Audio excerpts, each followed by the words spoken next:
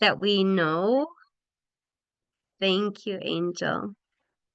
So, um, my name is Maya Gislason, and I'm really here to begin by welcoming you into this session. And then Angel Kennedy, who is really holding a lot of this space, is going to be our guide through our Turtle Island journey. And we will be sharing time together. We'll be hearing from incredible people and we will also be having time to do a workshop later in our time together.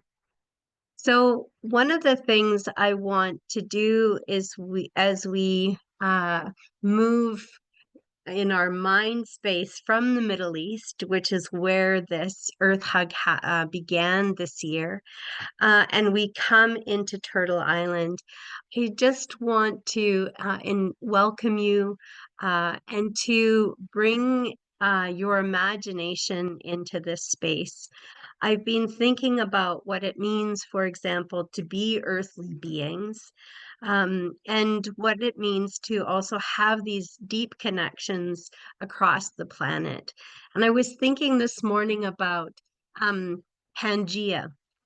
There was a time when, a long time ago, when the story of the earth was beginning, when we were all together in, or at least the continents were connected in what was Pangea, or sometimes called Super Pangea. We were, sharing this landmass, and over time, change happened. But when we're talking about the change of continents and the shape of the earth as we know it, those changes happen over millions of years. And so there was a time when we really were connected all together from the Middle East to North America and beyond. The next place we'll touch after this session is into Oceania. And we can think about uh, this evolution as a change in how the actual structure of the earth happens. We can think of it in terms of how people move, how species move, how plants move, how water moves, and the transformative force of all of those incredible elements. And so when we finally come to this moving away of the continents, this opening up of tectonic plates and the creation of oceans, the power of volcanoes, all of these glacial transitions that happen, we finally come to be this island called North America by some, and others Turtle Island. And I think it's just such a profound teaching for us to remember these origin stories of this place, the stories of the Haudenosaunee and the Ojibwe and all the different people, the indigenous people from this land who have been here for 20,000 years or more, who have come across maybe the Bering Strait, who have followed the ocean pathways and gone along the coasts and boats and traveled along with animals who've also come and made Turtle Island what it is. And as I understand these creation stories, they are deep teachings about how we work together as communities, how we take responsibility for the shared well-being of our time here on this planet. And the mystery of how we have created and sustained life here is held in so many of these different kinds of stories. And we're going to hear wisdom from this place and really be able to ground in this big picture. And so when we are welcoming you here, and you'll see in the chat, there are invitations to let us know where you're coming from, where your story of groundedness and connection to place, to territory, and how you are working in it. to be in a good way um, on this beautiful planet. And I hope that through this session, we will be creating these rainbows of connection, of collaboration, and certainly for me, really foregrounding the fact that we are in this deep interconnection with one another. So we will say more about that, but this was just to welcome you into the space, to make a connection from the Middle East, to imagine us traveling on eventually into the Oceania space, and to really land here in Turtle Island, to put our feet on the ground, to understand our own story in this place, our responsibility as good relatives, and to unpack the stories of transformation that we are engaging in as we try and protect ourselves and one another, the planet, and all the creatures that we share this space with. So welcome, and I'll pass it over to Angel. Thank you, Maya, and thank you to all of you. It's so nice to see familiar faces and new friends. Um, just want to say thank you and welcome to the third annual EcoHealth Global Summit. We're so excited to have you here for the Turtle Island session. My name is Angel Kennedy. I'm the Early Career Coordinator for EcoHealth International and a PhD candidate here in BC, Canada. Calling today from unceded, stolen, and never surrendered territories of the Musqueam, Squamish, Tsleil-Waututh, and Coquitlam nations. And I've been working with a really hard working and dedicated group of early career colleagues from around the world to run this global summit. So a deep thank you to Carlos, Evan, Chester, Christina, Halase, JP in China, and a heartfelt thank you to Maya for always supporting. And so I'll tell you a little bit where it came from and then where we've been on this journey as a framing for the session that we have ahead of us. The Global Eco Health Summit was first created in 2022 during a casual conversation between Dr. Margot Parks and I, who at the time Margot was the chair of the EcoHealth International External Advisory Group. And so this idea emerged and we ran with it. It began as a space to foster ecological and equity informed innovation, integration, and global collaboration to improve health for all, which we acknowledge as work that requires not only knowledge, but also relationships and trust and deep care across regions and disciplines and sectors and generations. And it really grew from a desire to create these connected and intentional spaces. Thank you. Spaces where we don't just talk about health and sustainability, but where we practice collaboration and we space for diverse knowledges and support each other in the face of these complex and overlapping challenges. And so we often call this gathering the Earth Hug, which is a reflection of what it feels like to come together across continents and time zones and lived experience to say that we're not alone in this work. And so in a world that can feel really fragmented and overwhelming, the Earth Hug is meant to be a reminder that connection is a distance and that love and care and collective support are essential ingredients in building a more just and sustainable future. So we're really happy to do it every year now and definitely welcoming you with open arms back next year. And so I'll summarize where we've been. Yesterday, there was an amazing session in the Middle East. And so we talked about discipline and belief and geography and time. And together we explored the rich spiritual and cultural and scientific legacies of the region and how they continue to shape healing, medicine, and our relationship with each other and the earth. The speakers, which were mostly a group of really amazing students, illuminated the deep connections between ecological wisdom and spiritual well-being, and reminded us that healing is not just physical, it's mental, emotional, relational, and sacred. We were reminded that compassion, balance, reciprocity, and stewardship are not just cultural values, but timeless guides in planetary health.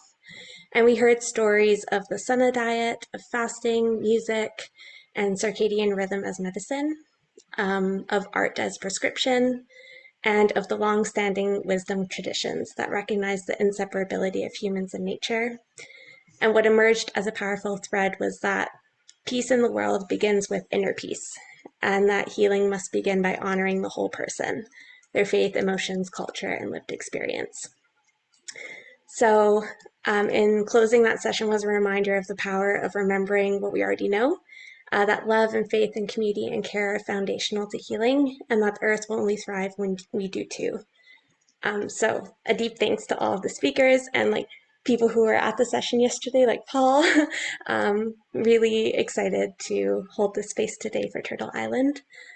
And I do want to note that we're holding this space with intention of care and connection with ourselves and with each other. So please engage to the extent that you can, but also do what you need to do over the next few hours to take care of yourself during the session and be gentle with yourselves. If life shows up in the background of your Zoom today, we welcome all of you and have so much appreciation that you joined in the way that you can.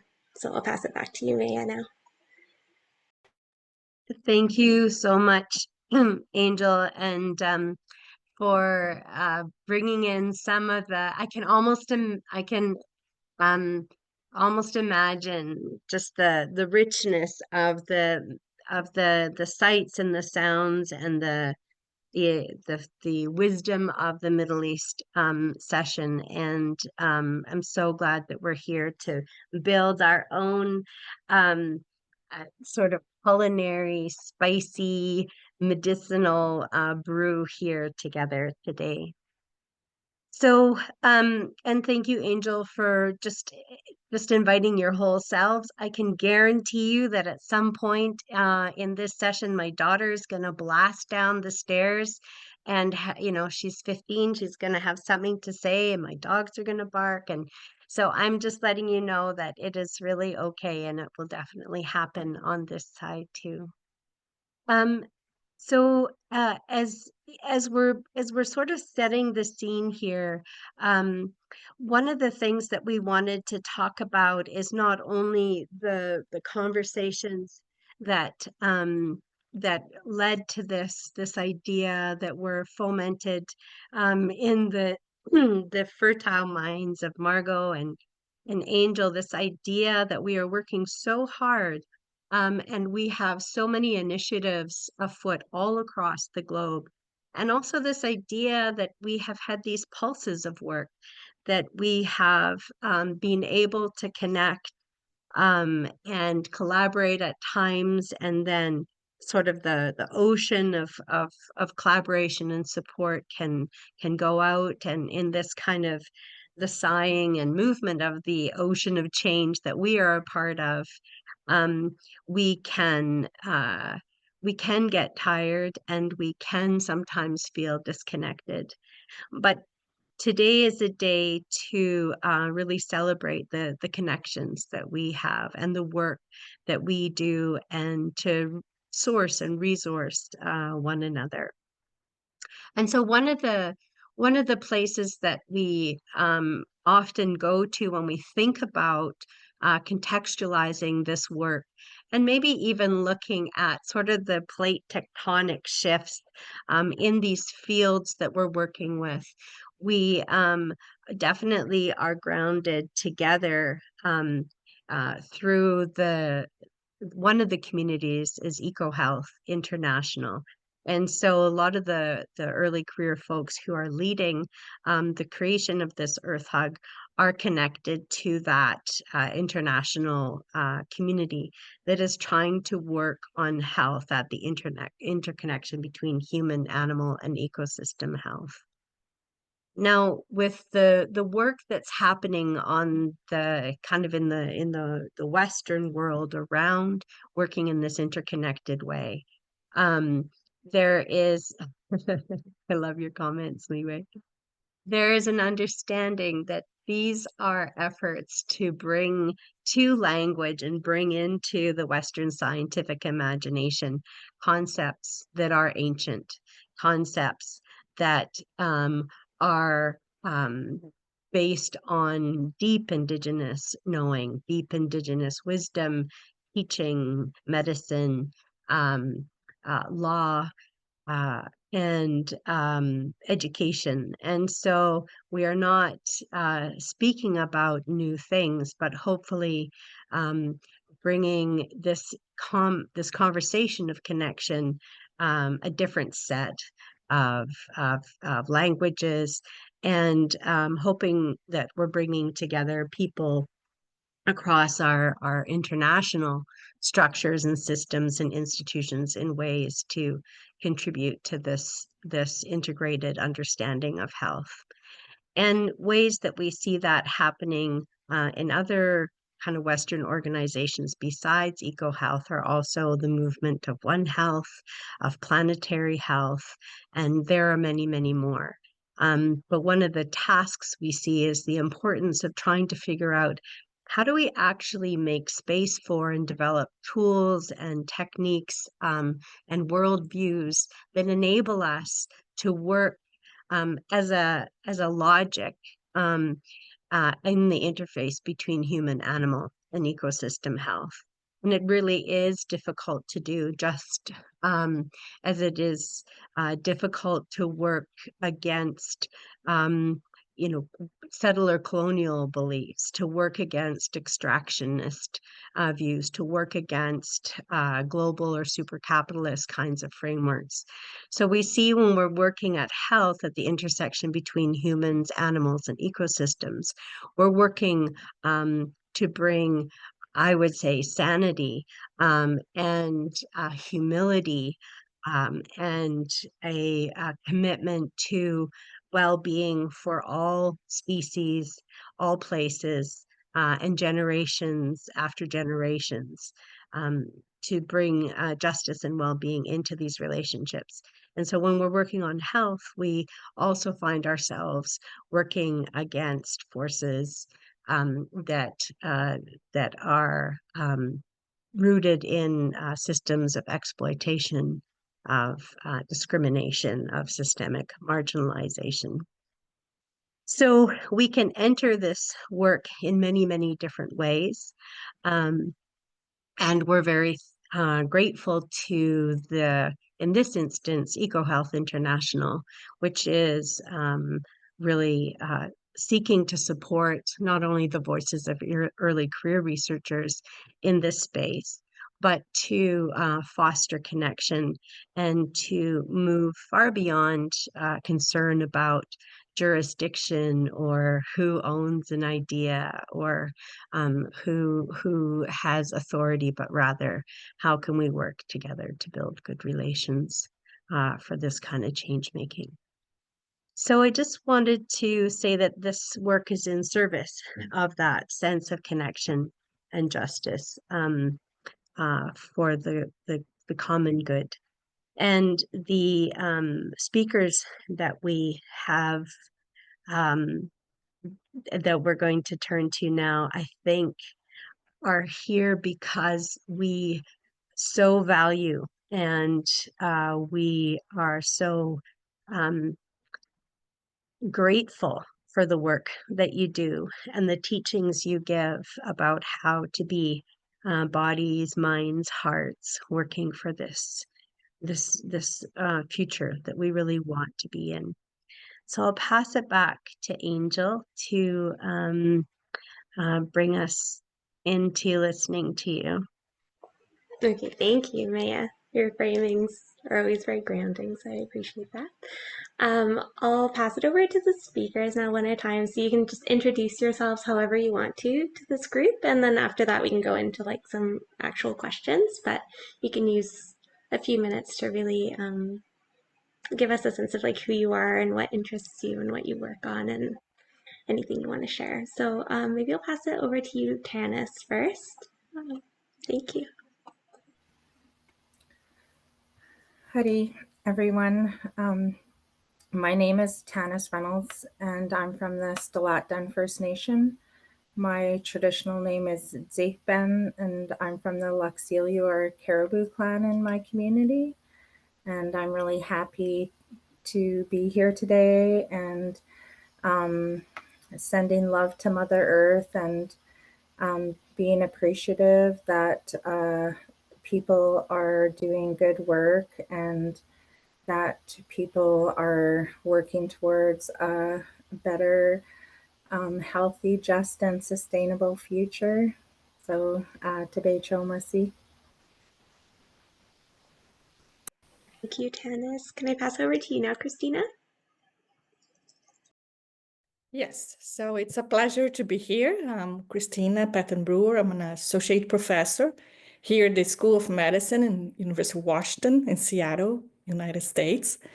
And also I am an immigrant from Brazil who has background in indigenous as well. And it is very important that we're all here together. Another thing I wanted to say also, I'm a young scholar because I just finished my PhD in Global One Health. So there's no age to achieve your dreams or to continue educating ourselves for a higher purpose. As you all know, we're very, very difficult situation in a moment in our United States of America. And I will not be able to answer some questions because we're being recorded. However, I'm here in presence. Of course, I will participate, but I would like to bring our presence here, all of us, including our indigenous populations, local, and I would like to all of us to close our eyes for a second, and that's how I will introduce myself.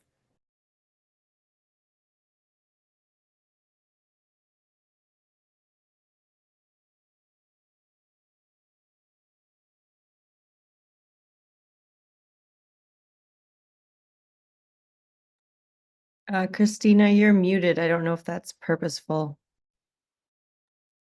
Sorry.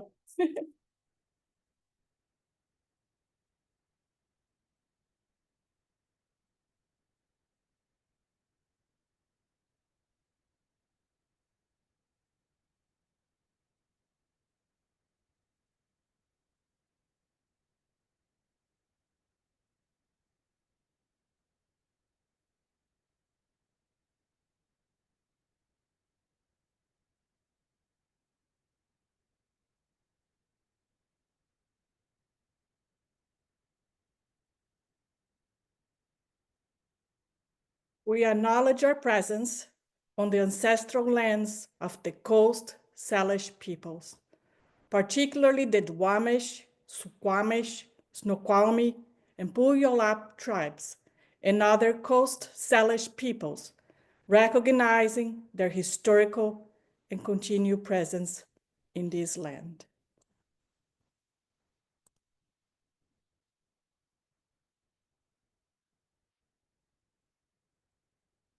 I also would like to share with all of you tomorrow, we're heading to Latin America as well, where I'll be able to speak. Thank you for being here.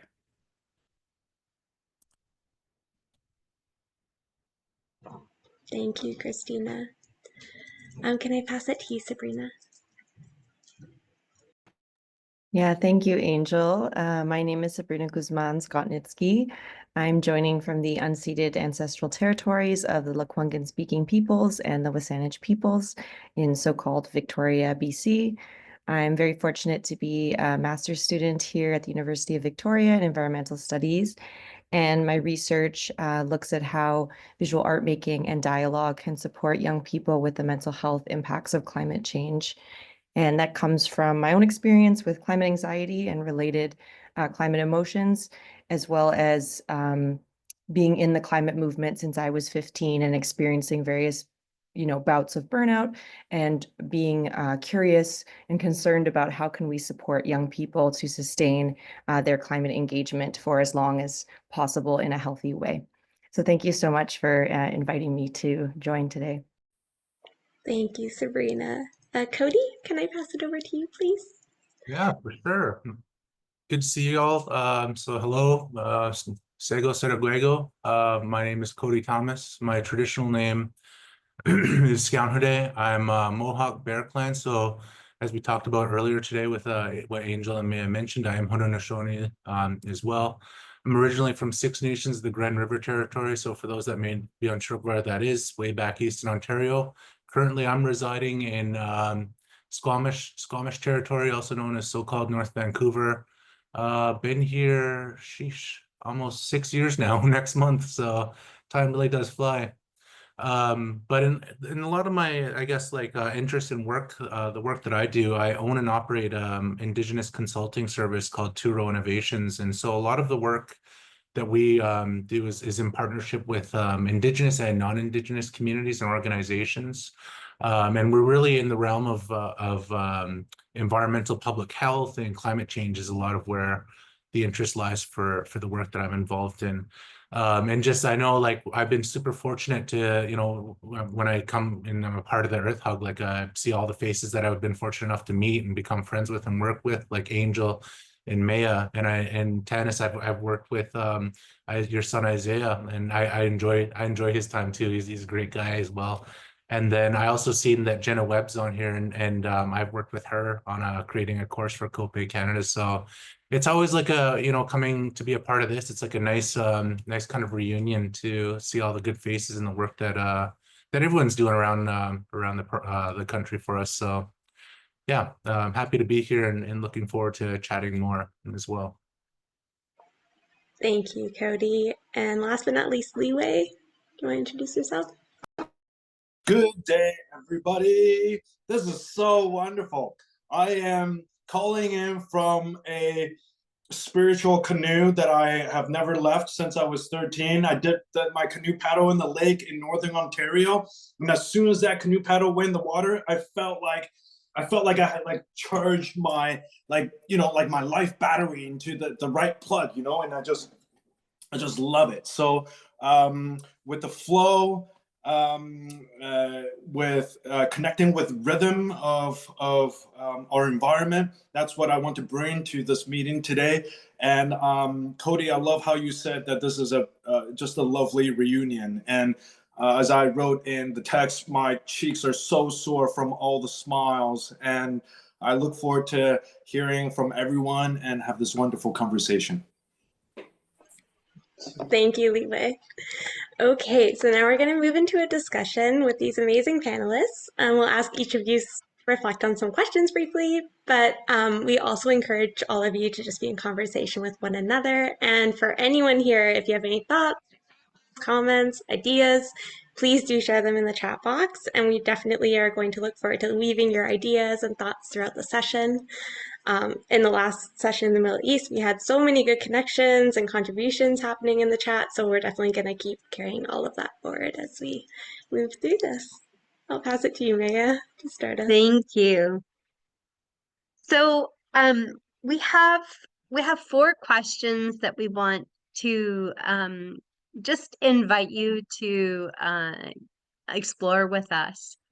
And to get us started, the first question that we would like to ask you incredible speakers and teachers is to ask if you would like to share any of the key challenges that you have encountered when working in this space, particularly that connects notions of justice, that is at the same time trying to develop climate change adaptation or resilience planning, and thinking about that in terms of health. So yeah, so the really the question is, what is it like to work at this interface, and what are some of the hard things about working in this interface when you link justice, climate adaptation, resilience planning, and keep this awareness of health? And I know Angel shoulder tapped you first, Tanis, but I was thinking of doing the same because I know that you have been on the technical advisory committee for the BC First Nations climate strategy and action plan. So I'm thinking that you have been tangling with these kinds of challenges across many scales, from working first in the settler colonial context down through to challenges around implementation and so on. So I wanted to ask if you would lead us off. Thank you, Maya. Or sorry, Maya.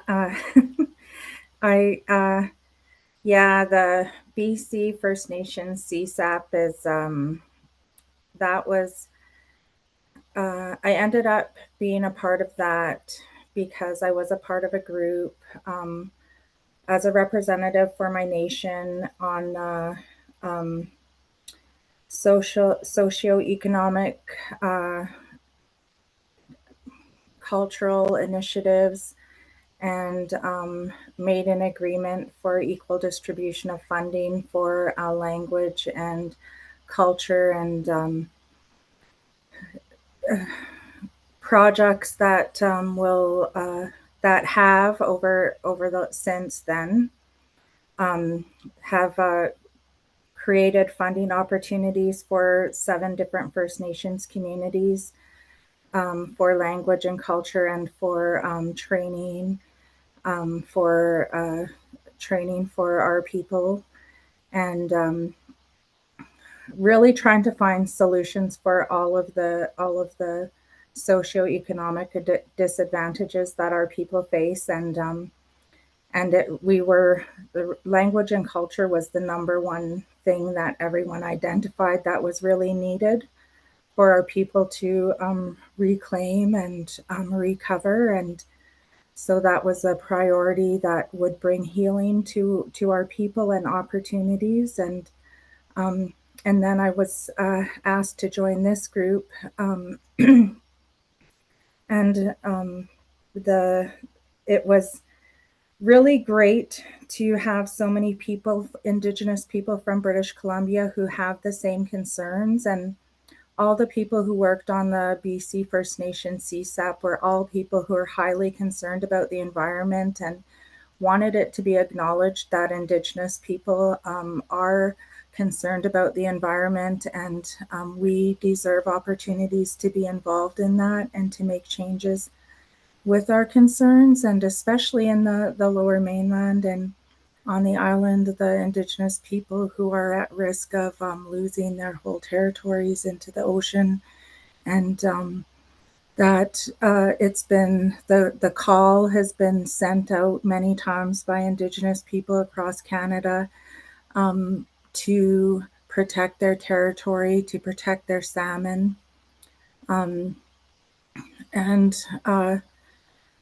Yeah, we met for, I think, a year, and to try and find different ways that we could help bring action to this. And we want, people to know why we care about the earth, because it's a part of our culture, and it's a part of who we are, and our spirituality. And so there are many things in that action plan that really just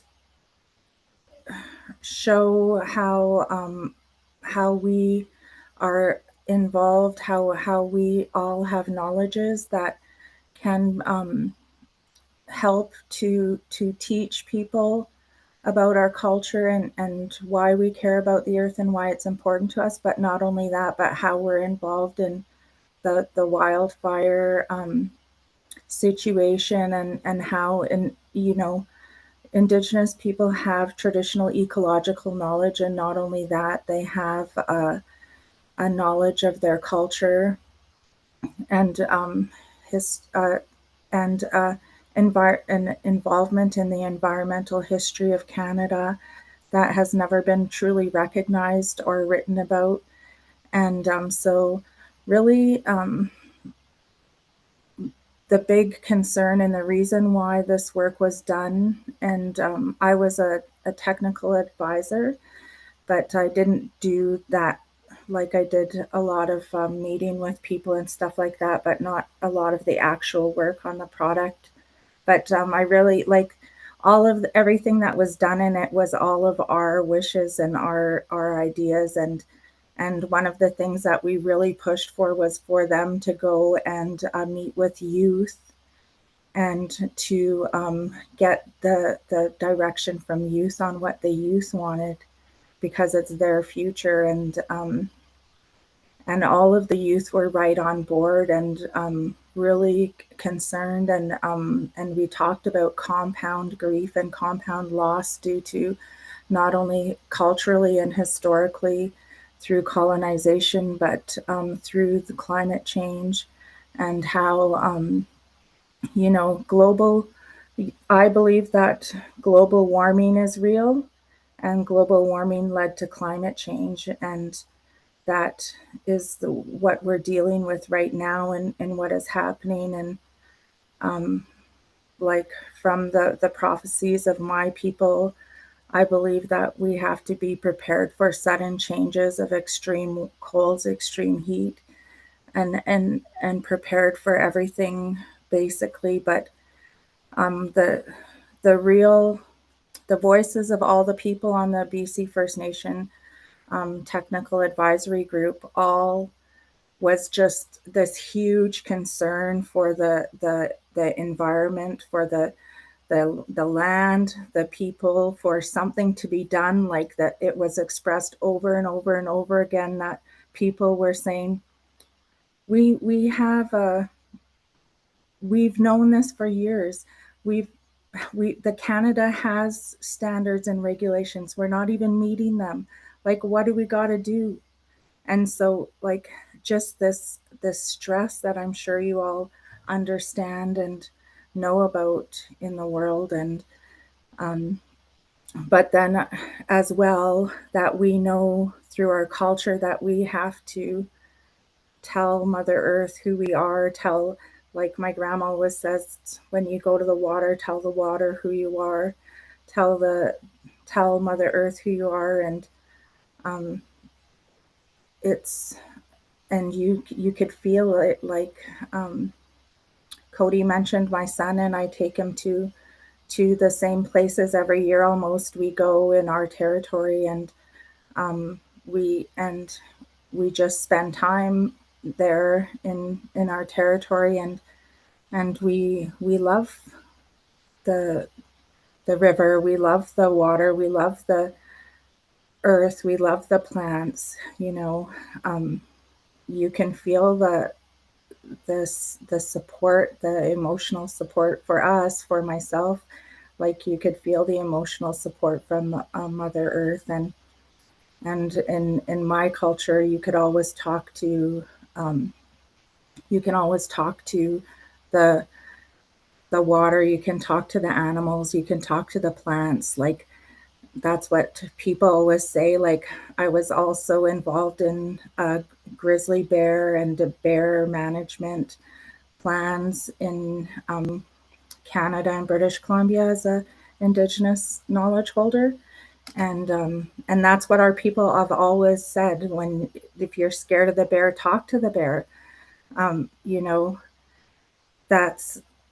That's what we understand, is that we know that we are being heard, and we know that some people are very gifted, and that they are able to communicate really well with the plants and the animals and the earth and the water, and they'll tell us the water's insulted, the plants are insulted, the earth is insulted. Like elders will say, the plants are insulted, so they're not coming back, and there'll be plants won't come back, right?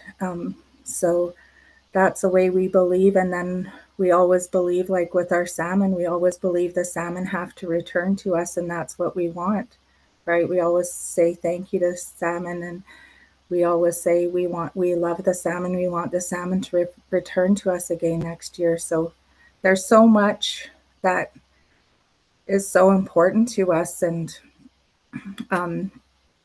I think that the only thing is that it's really hard to be in these groups with many different nations and with many different people who, of course, they want to fight for everything for their own communities and what's needed in their own communities. And it's really hard to try and get on the same page with people, and to be able to keep working on things that everybody agrees on, and try and find things to do that everybody, like, that's why we ended up on language and culture in that one group, because it was two things that everybody could agree on.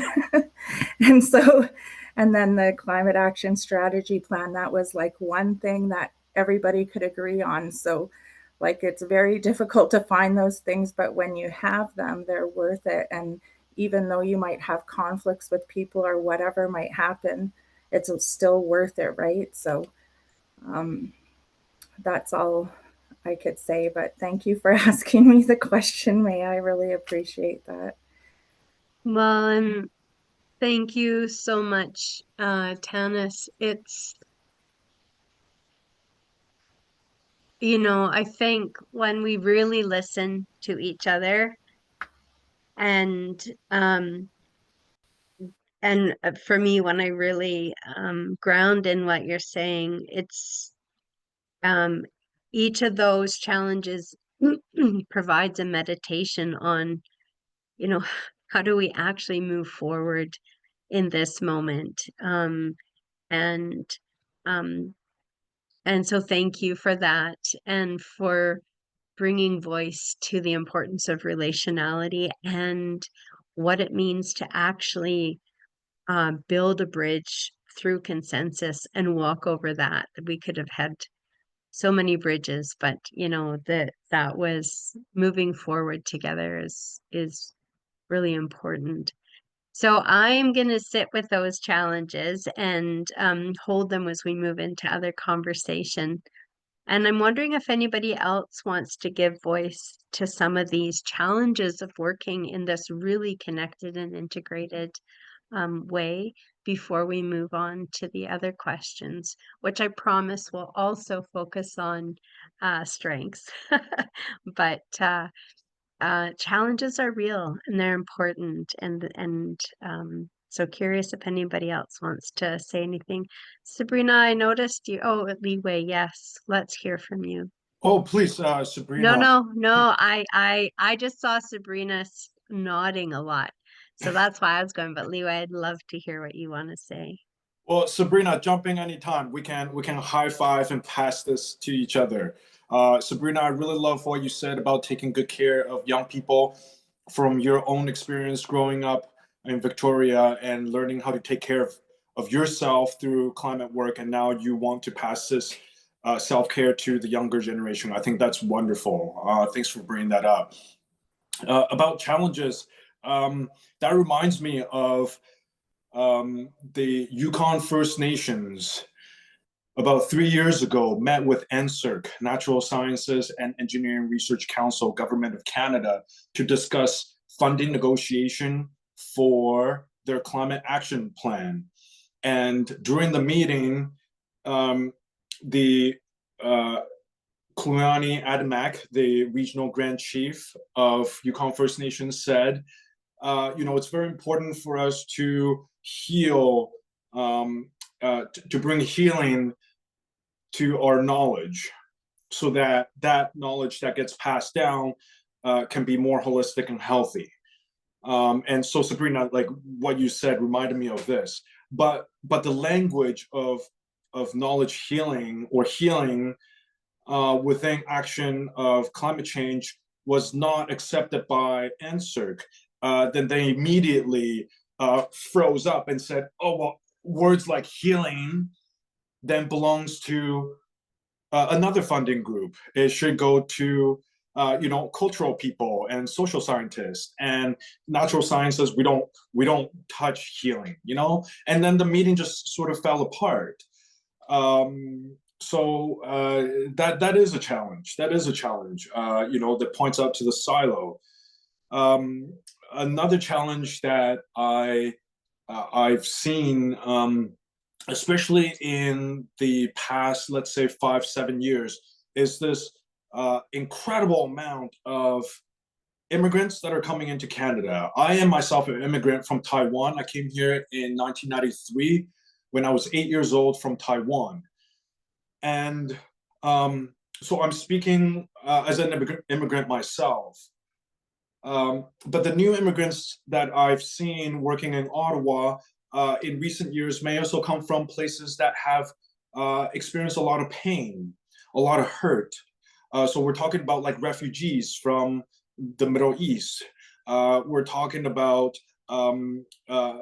immigrants that have seen their like families blown up right in front of their eyes, and then now they're in Canada by themselves. And I get feedback from our new Canadians, and we're all like newly Canadians at some point in our life, but the new Canadians are giving me feedback about how they don't understand why we are working with Indigenous peoples at this level. It's a really hard thing to say, you know? It's a very real thing that's hard to say. We might have refugees and immigrants who come from places of hurt that don't understand why there is this level of commitment and this level of funding and this level of collaboration with the government directly with Indigenous peoples in reconciliation, when they themselves feel like, wait a minute, I came from a place of hurt, but what do I get as a Canadian? So I find that a big challenge. You know, the language that we're using here, tennis, like when you say, yes, we can talk to the water. Yes, I talk to the water every time. You know how people have like air guitar? I have air paddle in my hand, you know? And I talk to the water whenever I close my eyes and I put in the air paddle in my hand, and I like feel like I'm canoeing and I'm talking to the water. But this language that we have, how do we share this with the new immigrants that are coming in? That's a real challenge. And I would love to share a quote from, well, it won't be the exact quote, but in the 1996, the Royal Commission for, pardon me, I'm just trying to pull up the quote so I don't get it wrong. This is the Royal Commission on Aboriginal Peoples 1996 report, says that Canada is a notion that different peoples can come together and that we try again and again to understand how to come together for this land, and that Canada is this forever effort of trying and trying for folks to come together. And I find that really lovely. It's this forever effort that we shall have on this land to bring folks together. And when I think about the role of Canada in a global geopolitical time, which we're in right now, what does Canada or Turtle Island stand for this planet? What do we contribute on a global level? I would love to see that we continue to contribute this forever effort of bringing folks together, that we are the land where people can come together. But then we do have very real challenges, like each new waves of immigrants that came in. I came when the Taiwanese and Hong Kong people are just like really moving into Canada. We had to learn these languages newly as well. So how do we help our new waves of immigrants and refugees that are coming to Canada learn this language that we have?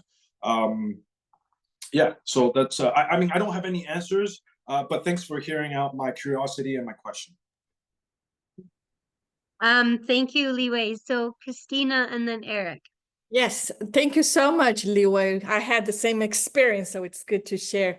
I was just sharing, I turned off my video. As you can see, I'm learning how to play the drums. But I like, it's interesting because it's the turtle, which that's the meaning, right? The map of the North America, it's because the turtle as a spirit was carrying it. So that's why I played, but I turned off the video because I did not want my ego to be present, but let my spirit to be here. So in sharing that, this is one of the challenges we have. Usually, especially us in the academic level, we go with the ego. And it doesn't matter, that's where we're every day facing that. Or maybe at the administrative level also, there's levels of ego. And it's very important that we bring or remind that we are spirits. And as Tanny said, we're spirits and we talk with the animals, we talk with the bear. The water is a spirit, the trees are spirits. So that's the challenging that we face, but it's good to be here so we can remind each other that we are able to support each other by reminding these histories that we tell each other. And another challenge, now I'll bring my professional part. One good, and I'll bring what have been done until now, and eventually we will continue. We have, since I am in the School of Medicine, we have the medical students that go to the indigenous clinics and learn from each other and vice versa. But one thing that we had to all learn was to listen first. That was the first thing that that was challenging, because usually it's like we have the medical and all the medicine and all this research to implement. No, first thing we had to learn is listen and learn from the indigenous health culture, passing to other ones. Thank you, Christina. Eric. Yeah, just first, just to express appreciation for being with this great, like-minded group. It's refreshing nowadays, and that's appreciated. I'm an MD, MPH, and I come from a very biological slant towards this. And one of the key challenges I face in public health, and specifically zoonotic diseases, is these siloed institutions. And I've heard that word silo already a few times today. And it's hard because we have good people doing good work in silos. And I know we've all had these similar problems. For me, it's a zoonotic disease of encephalitis spread with horses and insects and affecting the humans in this catchment area that I'm charged with protecting. And the ability to just have this better collaboration. I didn't know anything about this horse-related disease. And it was literally an incredible challenge to get good veterinarians on the phone to talk us through what we needed to do. And then bring in our entomologists, and then bring in these other silos who were, yeah, we're watching this problem and we see it, but we're not able to cross-collaborate with the human doctors or the veterinarians. And I just really wanted to express my appreciation for recognizing these silos, and that the solutions are here if we just have that opportunity to listen and work with other people. And I appreciate this is a great step towards that today, and thank you all. Thank you so much. So much. So let's hold these challenges, and then I'm going to pass it over to Angel, who's going to ask us the next question. Oh, Sabrina, I'd love to hear from you first. Yeah, sorry if there's time. I know we Yeah, have a lot of absolutely folks on the time. call. Absolutely.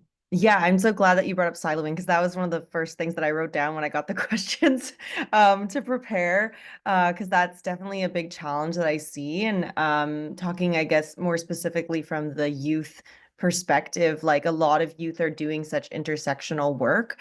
And like, I don't say I'm part of the climate movement, I say I'm part of the climate justice movement. And that's a very specific word choice, because I feel like we're this newer part of the movement where we see the connections between climate change and social justice and see those as inextricable. And so, you know, for example, I learned of this figure recently that less than 1%, so only 0.76% of global climate philanthropy goes towards youth-led climate action. And there's a lot of different reasons for that. You know, youth are considered like more risky investments, different, you know, accessibility issues. But one issue or one reason for this is because a lot of the funding is either climate mitigation or climate adaptation. And there's like this big siloing of those things. Whereas a lot of youth-led approaches, because we have so few resources, we're trying to multi-solve, we're trying to have as many co-benefits as possible. And so when you don't fit into these narrow categories, there's a lot of folks that aren't getting funding. And obviously funding is not the end all be all, but I think that's one huge issue. And then more specifically with my own research, this again, yeah, separation of mental health and climate change, and, you know, youth already struggling to access appropriate mental health care that's accessible and affordable. And then when you put like, is it a climate aware healthcare, mental health care, that's even harder to find. And so, yeah, just these kind of related challenges around the lack of holistic understanding from a structural perspective. Yeah, those are really so valuable. Thank you very much. And Cody, you always have good wisdom too. What's on your mind? Oh, and like this is great. Like these are good words that everyone's sharing, and there's a few things that really stand out to me when we talk about this first question. And so like one of the things that, Tanis had talked about is like that idea around relationality and, what goes into that component and everything such as that. And, when I think about it, I think there's a few things at play. I still think, again, that one, like Western knowledge systems are still being considered like the top of the pedestal. And so with that in mind, that's really dictates a lot of how like conversations go or work is directed and things such as that, or what you can and cannot do. Because like when I was listening to even what Li Wei said, Li Wei talked about with INSERC and how healing belongs elsewhere and they don't touch healing. And so I'm thinking, okay, Tanis talking about relationality, Li Wei, and talking about like, again, how healing's denied. A big thing that really comes to mind for me is like, that I feel like that connection to land is then severed, like they separate the two when in reality it's not, you can't, from my eyes and then from a lot of people's eyes, and I think what we can agree on here that you can't separate the two.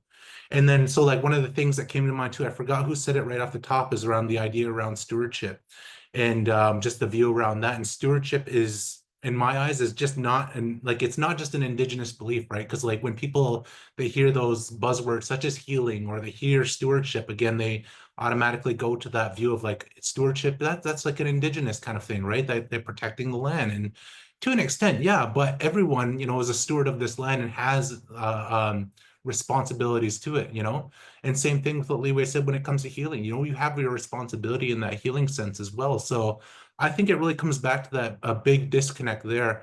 And I just wanted to jump on to what Tanis said too, and like being able to speak to the water and doing what you do. And Li Wei mentioned that as well, is just like being able to speak where you are. And like I'm a big believer in that as well. Like one of the things that always comes to mind is like when I'm back home in Ontario. And if I'm fortunate enough to be back at the right time and my mom's planting Indian tobacco and I'm able to be out there and like we're having a conversation ourselves, but it reminds me a lot of like what her and I talk about is like having good thoughts and good words will help it grow, right? And so like that can be used in the garden in which we do our work, but that can be used when you're out in the water or you're out walking the land, anything such as that, that good energy and good thoughts that you apply to that. It goes a long way too. Thank you. Thank you. And I like, yeah, thank you for raising back some of these issues, the insights again, and also Li Wei for calling Cody a really cool big brother. So I think that's true too. Angel, do you want to add another set of thoughts into this conversation? Yeah, I'd love to. And thank you for all of your contributions. It's like really soothing and healing to hear that we're all having the same challenge. Like it doesn't feel as lonely, even though I wish we didn't have those challenges. But I feel like just hearing how much all of you care about the work that you do gives me so much hope for like what can come next and where we can go together. So we've started talking about it a bit, but I just wanted to add some additional ideas into the conversation for us as we keep talking. But maybe how do you think coming together in creative ways that really foreground this connection with each other could make an impact? And like, what do you think needs to change, or what do you aspire for as we move future together? What needs to happen in your eyes? So I don't know if someone feels called to go first. If not, I can like pick one of you. But if one of you wants to go on, yeah, Li Wei, go for it. Thanks for that question, Angel. You mentioned creative ways to address some of the challenges we're talking about, and creative could be like unexpected. And as an Asian person in Canada from Taiwan,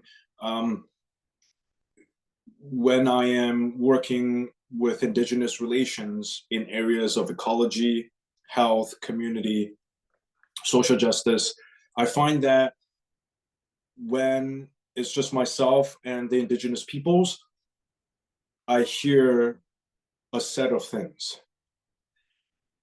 And then when it's just myself with the white settler colonials, I hear a different set of things. And these two worlds are kept behind doors and they're unknown to each other. And I found myself while working in Ottawa, starting to become a bit of a therapist for the white folks.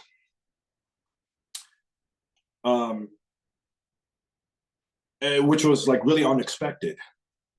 And so when you said creative, the first thing that came to mind was how creativity could mean unexpectedness. And so again, I think I'm just like posing a lot of things that I don't have answers to, but just interesting points. But I would love to see some sort of creative approaches so that I am not the only person in the middle that's hearing what's coming to the left and what's coming to the right, but then these two worlds are not actually saying the truth to each other. Yeah, so that's well, that's a very serious thing I just talked about, you know, but I'll put it out there. And Eric had mentioned, Eric and Sabrina really jumped on the silo discussion. I remember when I was 25, so this was 15 years ago. I'm 40 now. When I was 25, I first entered the EcoHealth family. And already then we were talking about silos from folks who have been doing this work way before me. You know, like Maya was talking about silos.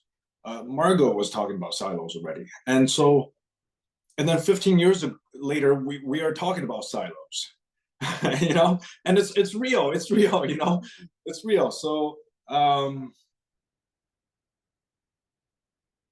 yeah, okay, I'll put it out there. Okay. Thank you, Liwei. I think those are such good points where like, yeah, I love how you leaned into the creativity of it all because like you're saying it's the same problems for so long that like maybe we need to be creative in ways of like how we address it. Does anyone have anything they'd like to add? I don't know, Sabrina, I know you talk to a lot of youth in your work and with art, and I wonder if there's been any like really interesting points that you think haven't been shared as widely as they could be, but that are like hopeful and beneficial. And I see your hand, Eric, too. So Sabrina, if you want time to think, we can jump to Eric first. Yeah, if Eric wants to go first. Sounds good. Eric, you can go ahead. Yeah, sorry for that. I was fumbling my buttons. You know, this talk of silos is so powerful to me. And I believe that the answers are out there for our problems if we go looking for them and then we listen to them. And I'm going to use a personal example of me here today and now learning medicine and public health. And I'm pretty good at that. But I don't know veterinary medicine. And I don't know environmental science, although I have a degree in it. I'm weak in that area. And this concept that I'm being exposed to here today of indigenous peoples and native stewardship of the land, this is the tip of an iceberg that I am just now seeing for the first time in my career. I had no idea of this silo existing. I had no idea of any of this. And I am so thirsty now to dive deep into this because this is another silo over there that I didn't know existed, and another resource and a tool in our toolbox to affect change on these. And I think only good can come from these collaborative type of meetings and calls and exchanges that we just sit so busy learning about our one little scope that we're playing, and we're unaware of all of these other facets that are at play with these needs we collectively have as humans and animals and environmental stewards. I just am so grateful for the education I'm getting here today. Thank you. Thank you, Eric, for sharing. Sabrina, Did you want to? Yeah, thank you. Yeah, I have a lot to say about this question. One of the things that's been so wonderful about my master's study has been, previous to this, we've been talking so much about silos, like my artistic self, my creative self, and my climate self were quite separate. And this has been the first opportunity for me to really bring those together in what feels like a very meaningful way. And what I've really learned from this experience and from my study participants and running these art making workshops in community is how we need these different creative modes of accessing embodied and emotional knowledge and wisdom, and using art as a method of translating that to other audiences, because sometimes it's hard if you can't really share somebody exactly how it feels to be like in your body, but art making is one way of expressing that. And I think one of the interesting insights from my participants was how that actually felt very freeing, because they struggled so hard to articulate and verbalize how climate change is weighing on them. It's such a both tangible and intangible thing that is so enormous and complex. And it felt very difficult to be able to, communicate that with other people. And so using art making as a medium of communication, but also, as a mental health tool and as something that it feels cathartic, I think is really helpful. And I think another aspect of creative approaches generally, like whether it's storytelling or visual art, is connecting the real lived experiences behind the data, behind the statistics, and helping people connect emotionally with those things instead of just seeing these numbers and not being able to quantify that impact. And so I think, when I think Cody was speaking about, Western knowledge systems being prioritized, that's the one thing that I really see, art making and indigenous ways of knowing, kind of being able to combat that and kind of decolonizing, hopefully, these approaches to knowledge generation that just focus too much maybe on the intellect. Yeah. Thank you, Sabrina. And you wove different regions together too, with that reflection of how art can help us heal, but also help us connect, and how all of that is moving us towards a more just, sustainable future. So that's beautiful, and I appreciate that. Anyone else? Cody, Tanis, Christina, go ahead, Tanis.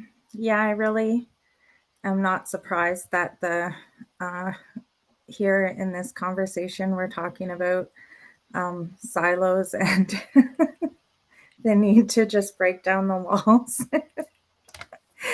and in the eco-health conversation, and really being frustrated by that, and learning new things that I know Li Wei was talking about, the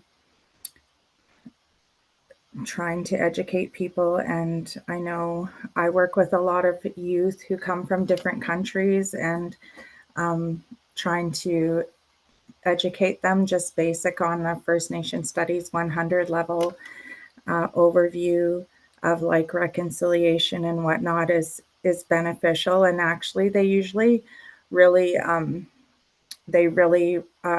relate to the experience of Indigenous people, because they have had their own experiences too, and then they could understand.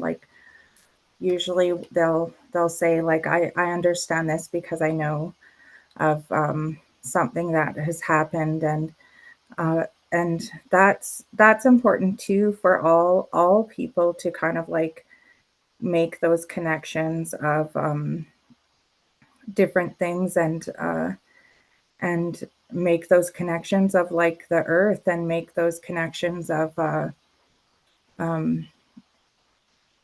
their concern for climate change, for example, or make those connections for love of Mother Earth, and just different ways that is important. I always think about Sophie Thomas. Many years ago, Sophie Thomas did a presentation, and one of the people, Sophie Thomas, was talking about her medicines, and she was talking about how her culture, they made kind of wraps for the baby and to carry the baby. And then one of the students said, "Why do we have to learn about this? We don't even, we don't have to, we can go to the store to buy these things. We don't have to know how to go and make a baby carrier from plants and stuff like that." And Sophie Thomas turned around and she knocked on the chalkboard really loud and she said, "Where do you think this came from? The moon?" And so it kind of like really things like that kind of like really help to open people's eyes, to remind them that actually everything that we have actually is from Mother Earth, and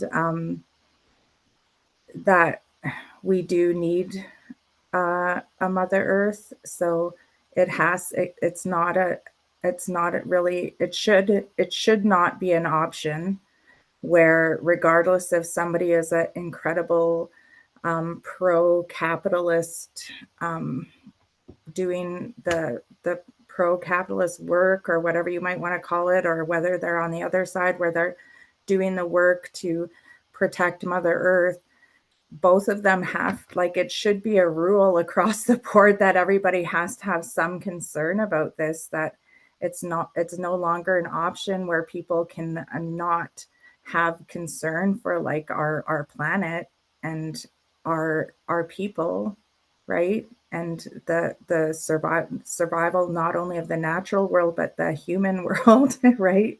So it's really bizarre when you think about it, when you think the predicament that we're in.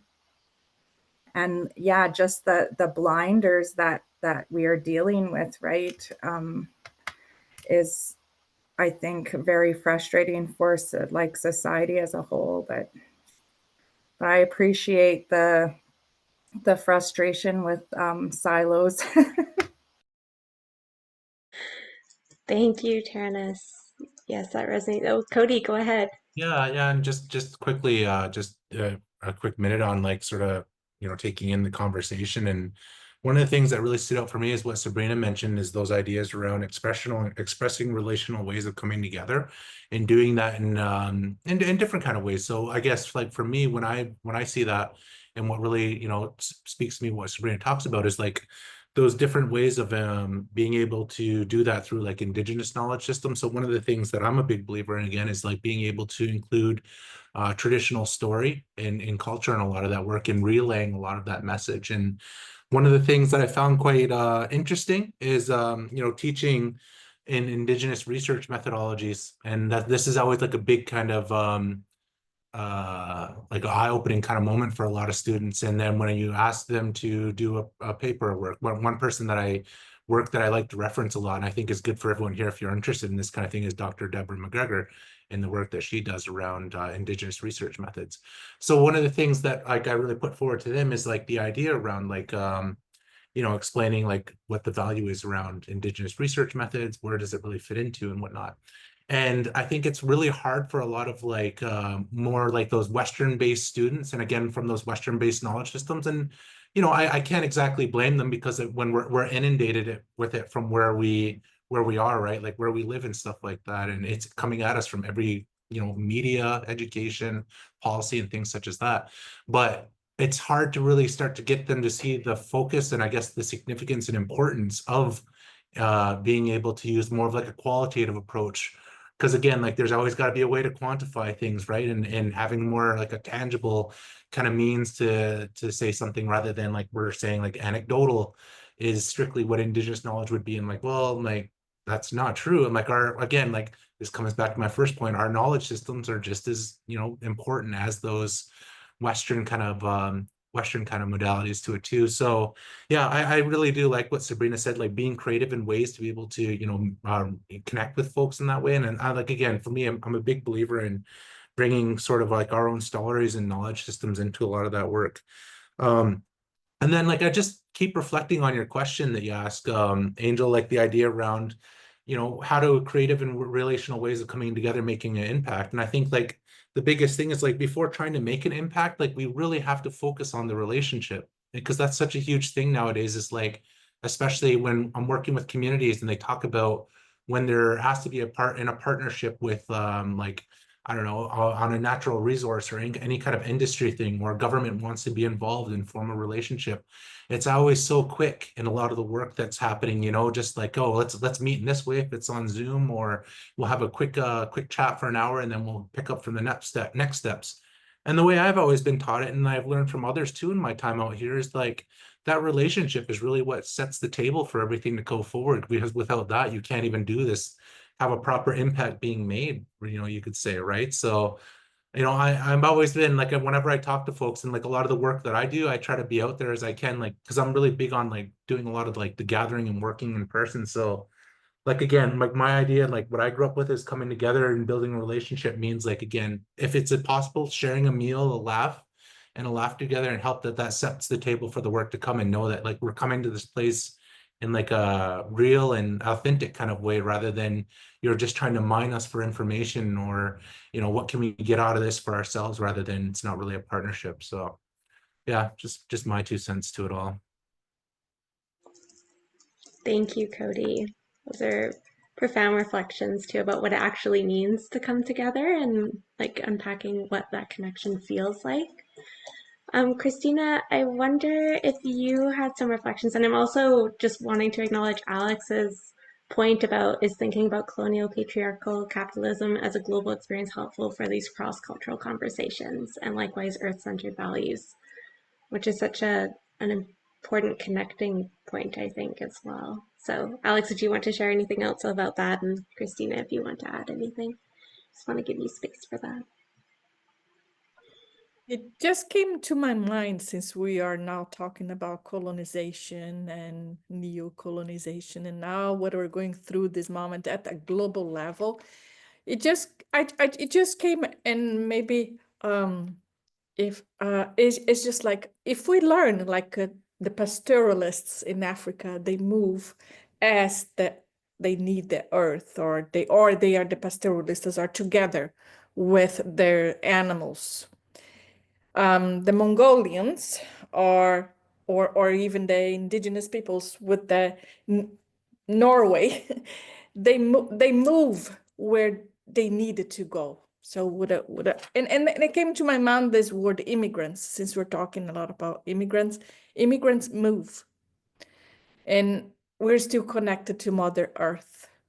So it just came to my mind right now. Colonizing a place, or even, I don't know, I have to reflect about this even myself. Are we just mere passengers of the earth? So we should love and take care whatever we are. It just, I don't know, just to think, to reflect.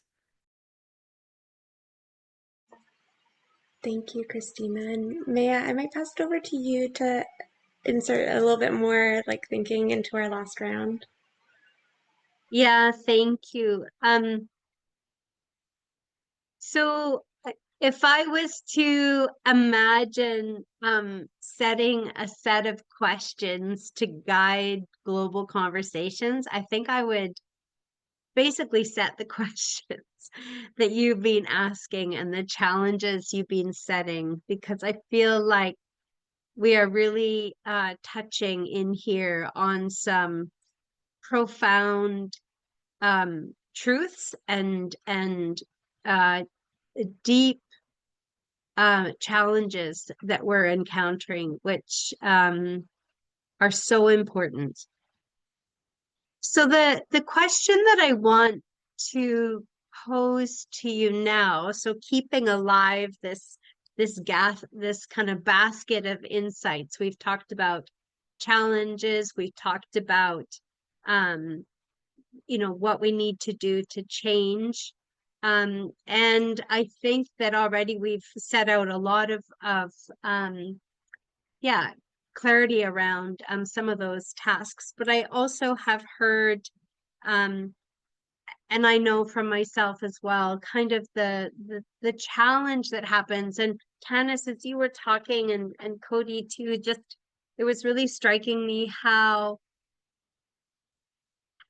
profound it is to generation after century sit in these issues in a place of relationality, in a place of connection, in a place of healing. And Li-Wei, you talked about, this the request that was coming to heal our knowledge. And this kind of open-heartedness, this kind of connectedness is in such dramatic contrast to the rising aggression and extremism and individualism that is proliferating around our globe. And so I want to ask, how do you keep going?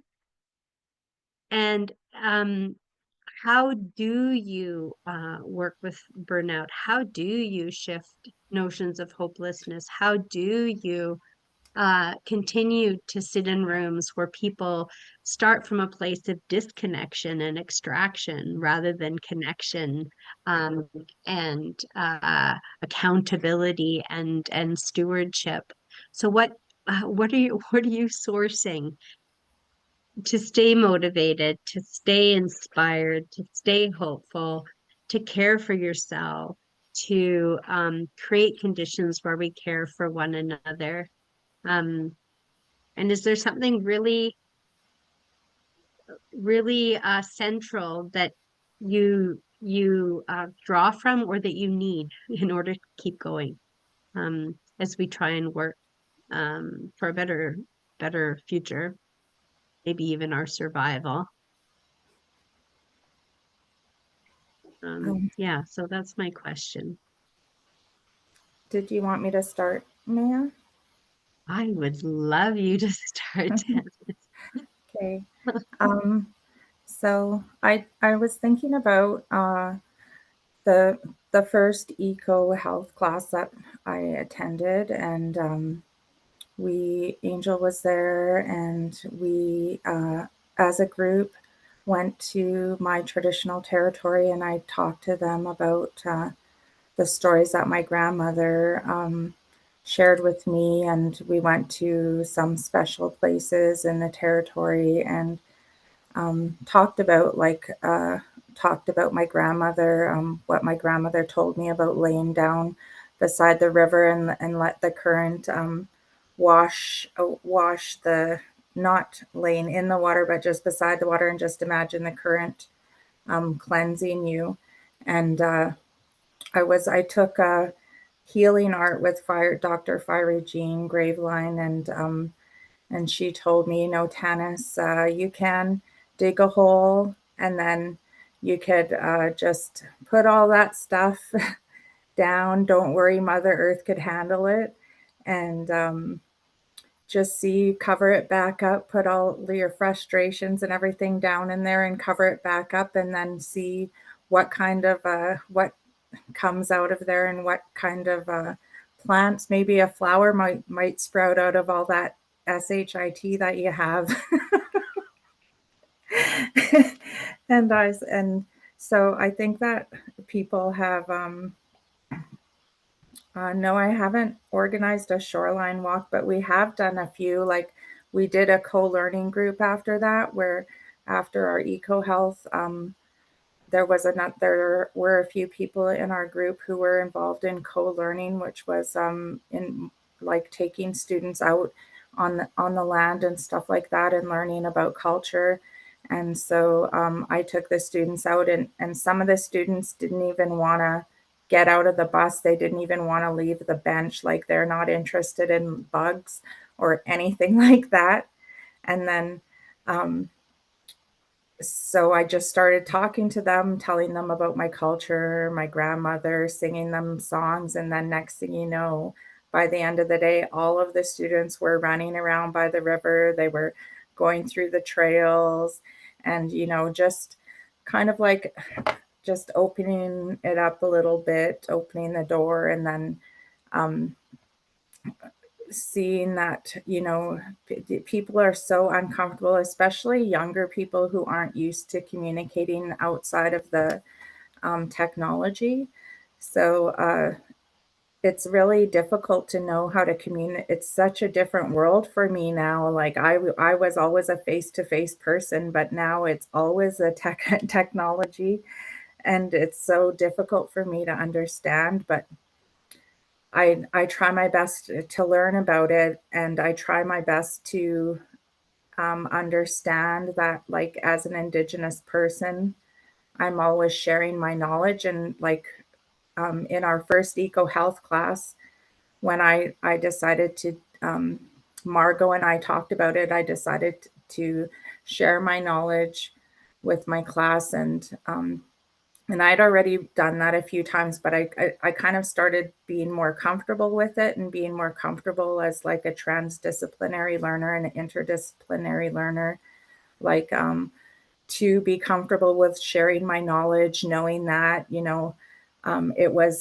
it made me feel very vulnerable and very insecure or concerned about like what people are going to think of me. Do they believe it or not? Or do people, or what are they going to do with my knowledge when after they learn from it? And so there's all these like concerns, but then I just became more open with sharing, and it seemed to be received well, and it seemed to help people, and even if it didn't at times, it still is a part of learning about Indigenous people and better understanding Indigenous culture. So it kind of like helped me to understand more about that transdisciplinary research, and why it's important to do that transdisciplinary research and include people who are Indigenous knowledge holders, and but also to be able to be secure as an Indigenous knowledge holder, that I can share my knowledge, and I don't have to like I'm not going to be worried about, what you're going to do tomorrow.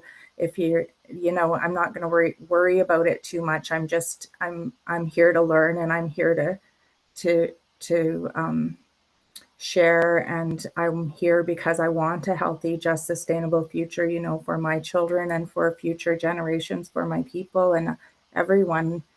And that's more important, right? So it takes a lot of thought, I think, to be involved in, especially in group and collaborative projects, because it's difficult sometimes. And I know Angel ends up doing a lot of work because she's a real busy bee. And so I think we all felt a little bit guilty because Angel takes on a heavy load, but that she she loves it. So thank you, Angel. But I better stop now. Thank you so much, Tanis. And yeah, we need to take care of the teachers as well as the students. Christina, and then Cody. Yes, and I love listening to you, Tanis, because one thing that it touched me was every time you're telling us your story, you bring your grandmother, how she taught to you, and how that is still with you. So it came to me now, the importance of our ancestors and how we move forward and how we can move on and telling stories. And as Liwei just said, it's listening to our aunts, listening to our uncles, listening to our grandmothers, listening to our grandparents, or even whoever came way before us. But listening to you, I learned how to listen to your grandmother. So thank you for sharing. That's beautiful. Thank you, Christina. Cody. Yeah, so it took me a little bit to reflect on this question when you talked about it, Maya, just like again, like what prevents the burnout, or what keeps you going in the work. And so I think for me, like I've always tried my best to just look at the wins, and in a lot of this work, because in this space, like when people look at like Indigenous health and wellness, or Indigenous environmental pieces, or whatever it might be related to climate change, there's always like it comes from a deficit base, right? Like what's going on that's not right in the community. What are the bad economic issues or sociological issues and things such as that. And, you know, like there's a time and place for that, and it is important to tell that story. But again, like I like to see it more from like that strength-based perspective too, and that there's a lot of good things that are happening that we're capable of doing and that needs to be really put forward too. So like what I always think about, a couple things that comes to mind. I still come back to when we were doing that work on Cowichan out in Cowichan with Cowichan tribes. And you know, one of the things that really stood out for me and just thought, I'm like, damn, this work is actually going somewhere, and this is such a good day, was when we were, you know, out on the land and we were let the youth partake in asking them questions around like their takes on when it comes to a certain example that relates to like climate issues. And again, so what sort of spins off that? You know, how does that impact from an ecological perspective and a cultural perspective? And a lot of the times, you know, individuals like from a Western perspective might not think that like the youth or whatnot may have a lot to contribute. But if you heard these, for the folks that weren't there, like these youth that were able to really partake in this and share their knowledge systems that, you know, they've accumulated in their life experience, but as well from their family and community experience, like you know, they were just on par with everyone else when it comes to this conversation and like being aware of what's going on, you know, internally, but as well as externally in their communities. So like that was a big win for me, I know, and being able to you know, that really helped me, like, oh damn, this is good work that's happening here. And then like again, like it just always comes back to like seeing the fruits of the labor paying off. And like, because another one that I've been a part of is speaking with the Okanagan Nation Alliance and a lot of the work that they're doing. And like we could talk around they're bringing back the salmon runs and how, you know, the counts of salmon were so low back in the day, and where we're starting to see them rise back up. And I'm like, man, like this is our work in action, you know, this is good things that are happening, and those are a lot of the real drivers behind it too. And I think like I come back to what Tanis says, you know, Tanis is awesome.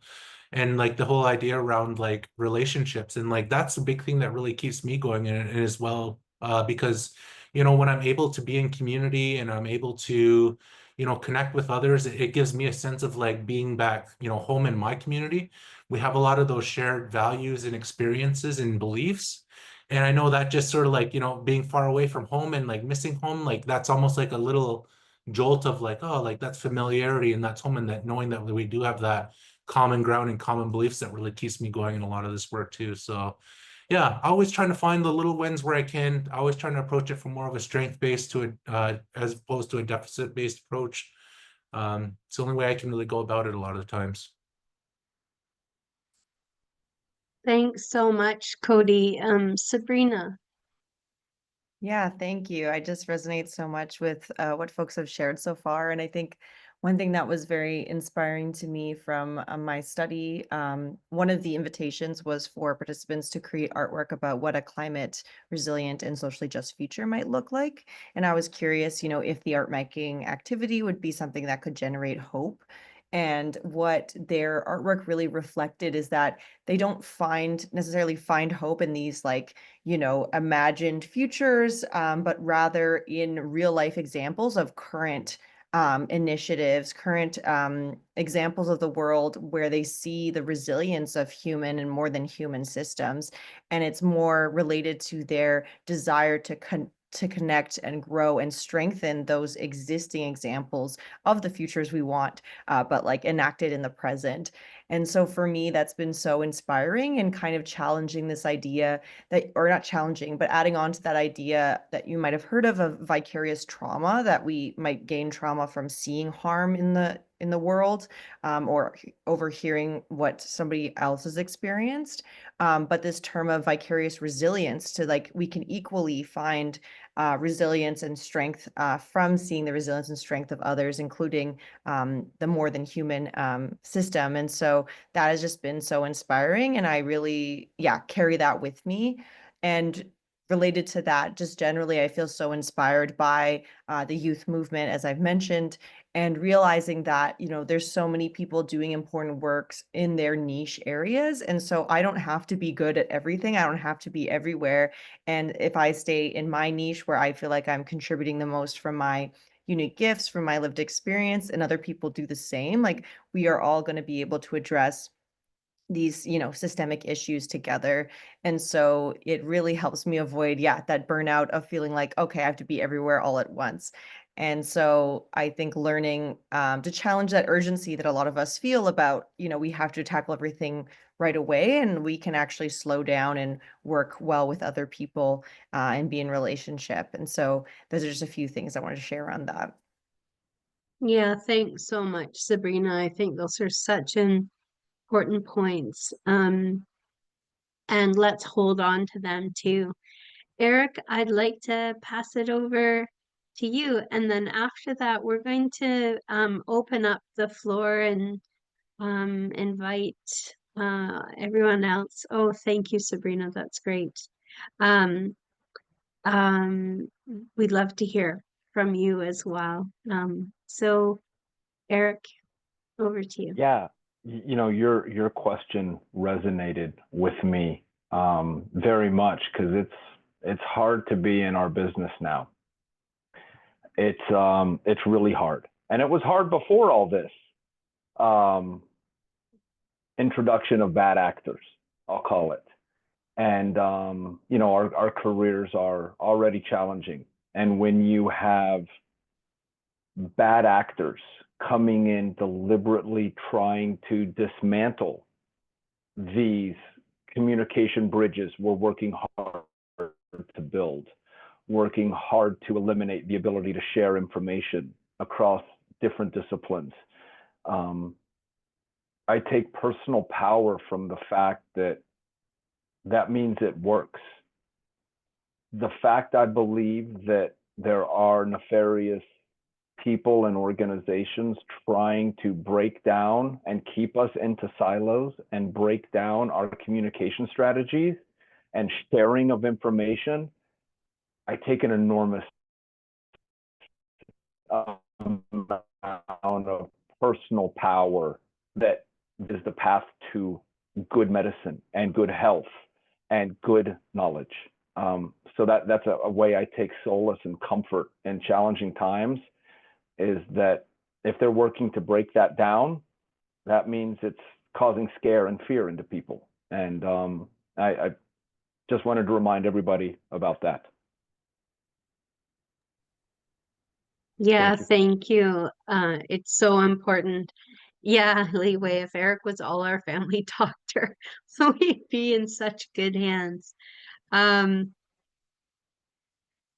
yes, there's so much power in transformation, and these cycles of change are always happening all the time. The characteristics of them are different, but we are a dynamic being on a dynamic planet, and this room is full of power and wisdom and change making. So I am so grateful, so honored to be here. So in our scheduling minds, we have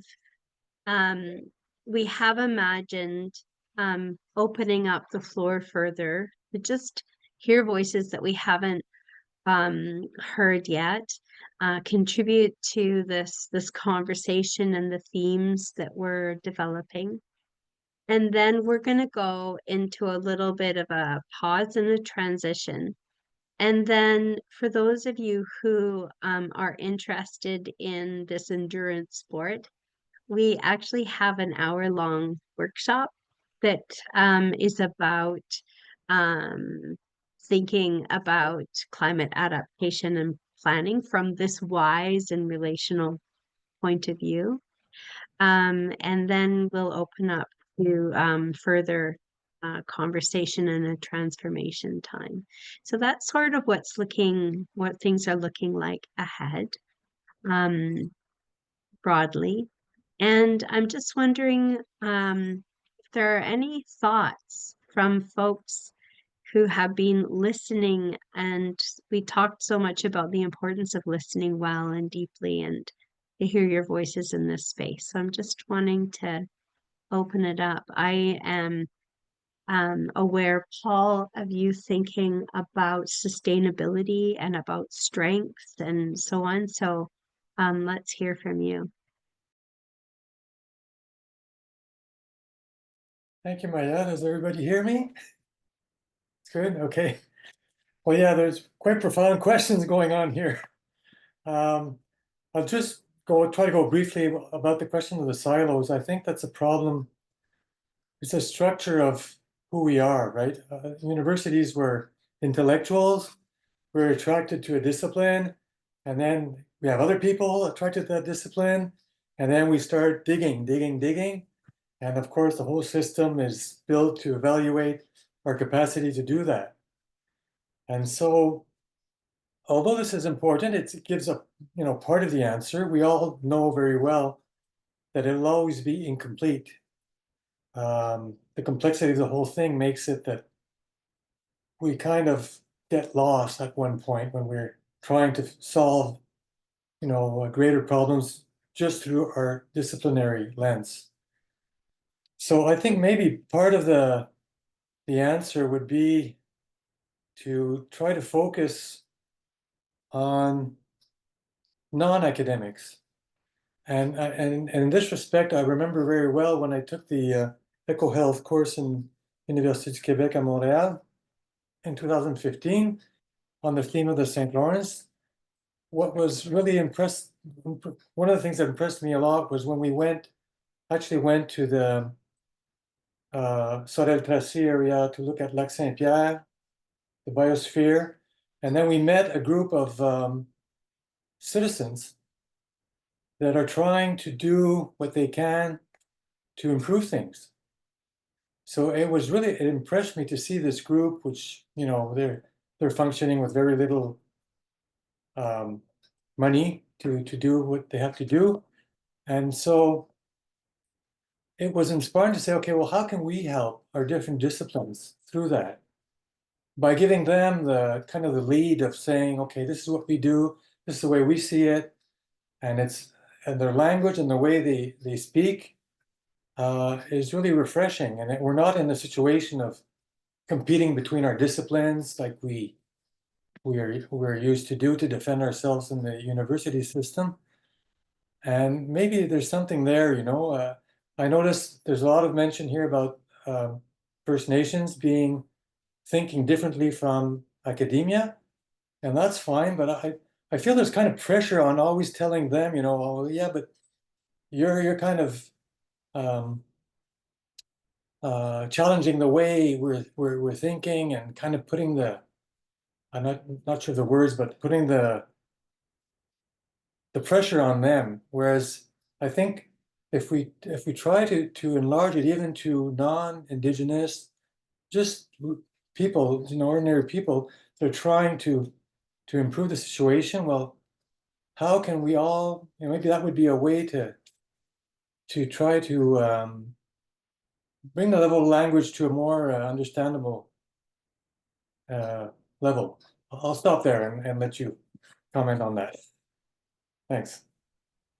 Yeah, thanks so much, Paul. Yeah, and thank you for just being a presence through these conversations since 2015, and for holding a curiosity about how do we move step by step to a shared responsibility and more effective work. When I'm looking at this room, another person whose camera on, who's part of that journey, who was part of that 2015 journey, is Jenna. And Jenna, I'm wondering if you have any thoughts that you wanted to share, because you've been holding the space for a very long time in many different ways, and have a lot of wisdom to offer as well. Oh, well, thanks, Maya. Well, part of the problem with having held the space for so long is that my heart is so full of all the years that we've had meetings and gatherings and been on the land and people to speak and share their wisdom. I almost don't even know where to begin. But since we ended on a round of thoughts about hope and where we get out, where we source ourselves. For me, that's really it. It's having been a part of this community for so long, each year coming together to build a space where we can think about and learn about how to do better as stewards, and all the preparation for the course that starts in the new year, and then building a case study. In the year that Paul took the course, it was around the St. Lawrence River. This year in Quebec, we're doing the battery industry and visiting Northvolt, for those of you who know it, and hopefully an Indigenous community nearby. And so building all those connections with people around the work, the great work that they're doing, just like Paul said, the community group who was there in their area on where they grew up, where they live, where they pass by every day, and the trees that they see go through the seasons and have buds and then nests and fledglings, and the next year the migrations of the birds, and then that's what motivates them to invest the time that they, on the books technically don't have to do good work by the land that they live on. So that's really where I get my energy, is through coming into contact and relation with all these people and building up this community year after year. So thanks for being a part of it, Maya and Angel and Paul and Liwei and Tanis and Cody and Jane and Manon and Kira, and there was another Kira here earlier, and Colin's been in the course, and so Anna as well. So just thanks to all of you, really. I'll pass it on to someone else. Yeah, thank you, Jenna. And earlier I was saying that if the wisdom from this, the EcoHealth family, it's beautiful. I was saying that if the wisdom of these conversations could be set the conversation points, or the points of contemplation for our globe, I think that we would be in such good shape. And I think also, Jenna, of you as a bit of an EcoHealth librarian, if you could set a reading list for us of wonderful works that help us connect, body, mind, and spirit, or heads, hands, and hearts, and join in that creativity of poetry and prose and real stories, that we would have another kind of understanding of what it means to be in good relation on this planet. So thank you for all the work that you do. Palak, hi, welcome. I didn't know you were there, but I see a lovely big contribution from us. Are there any other people who want to just share some thoughts that have been percolating as we've been Christina, 2025, and then 2026 we're back on Cortez, so that'll be really exciting. And Kira T, who's here and who will be part of the workshop delivery team, is also just about to head with the small film crew to Cortez to do more storytelling from that place. So anyone else want to share some thoughts? We've had some voices in the chat as well, and I'm so grateful for them. But what else comes to mind for you as we're talking about these things? Paul, I see your hand again, so I'm glad you're thinking and rethinking and wondering what's on your mind. Okay, well, I'll bring to your attention another approach, and I noticed Manon Boiteux is on the call, and perhaps she can hop on if she wants, because at the University of Montréal they started a Chemin de Transition project, which means chemin would be route of transition, where the idea is to imagine the future. What could the future be like? And then try to build around that aspect, and try to see how our actions can be reoriented, instead of focusing on the problems. It's necessary, but sometimes it becomes a bit depressing. So try to focus on what could happen in the future. And je sais pas Manon si tu voudrais parler un peu.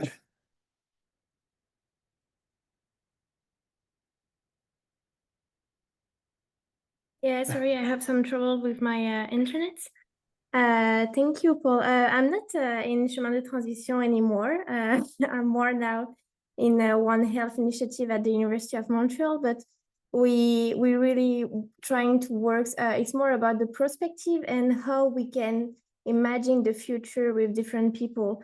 So it's more about how we can have, and this is why I think we have similarities, is what we can imagine as a common future with different people, with different perspective, and trying to see a sustainable way to go into this future, then how we can really work together to go to this future we build together. So it's really the essence of the project. So thank you both. Thank you, Manon. It's wonderful to have you here and to hear your thoughts. And thanks for that invitation, Paul. That was right on. Anybody else have some thoughts that are percolating up?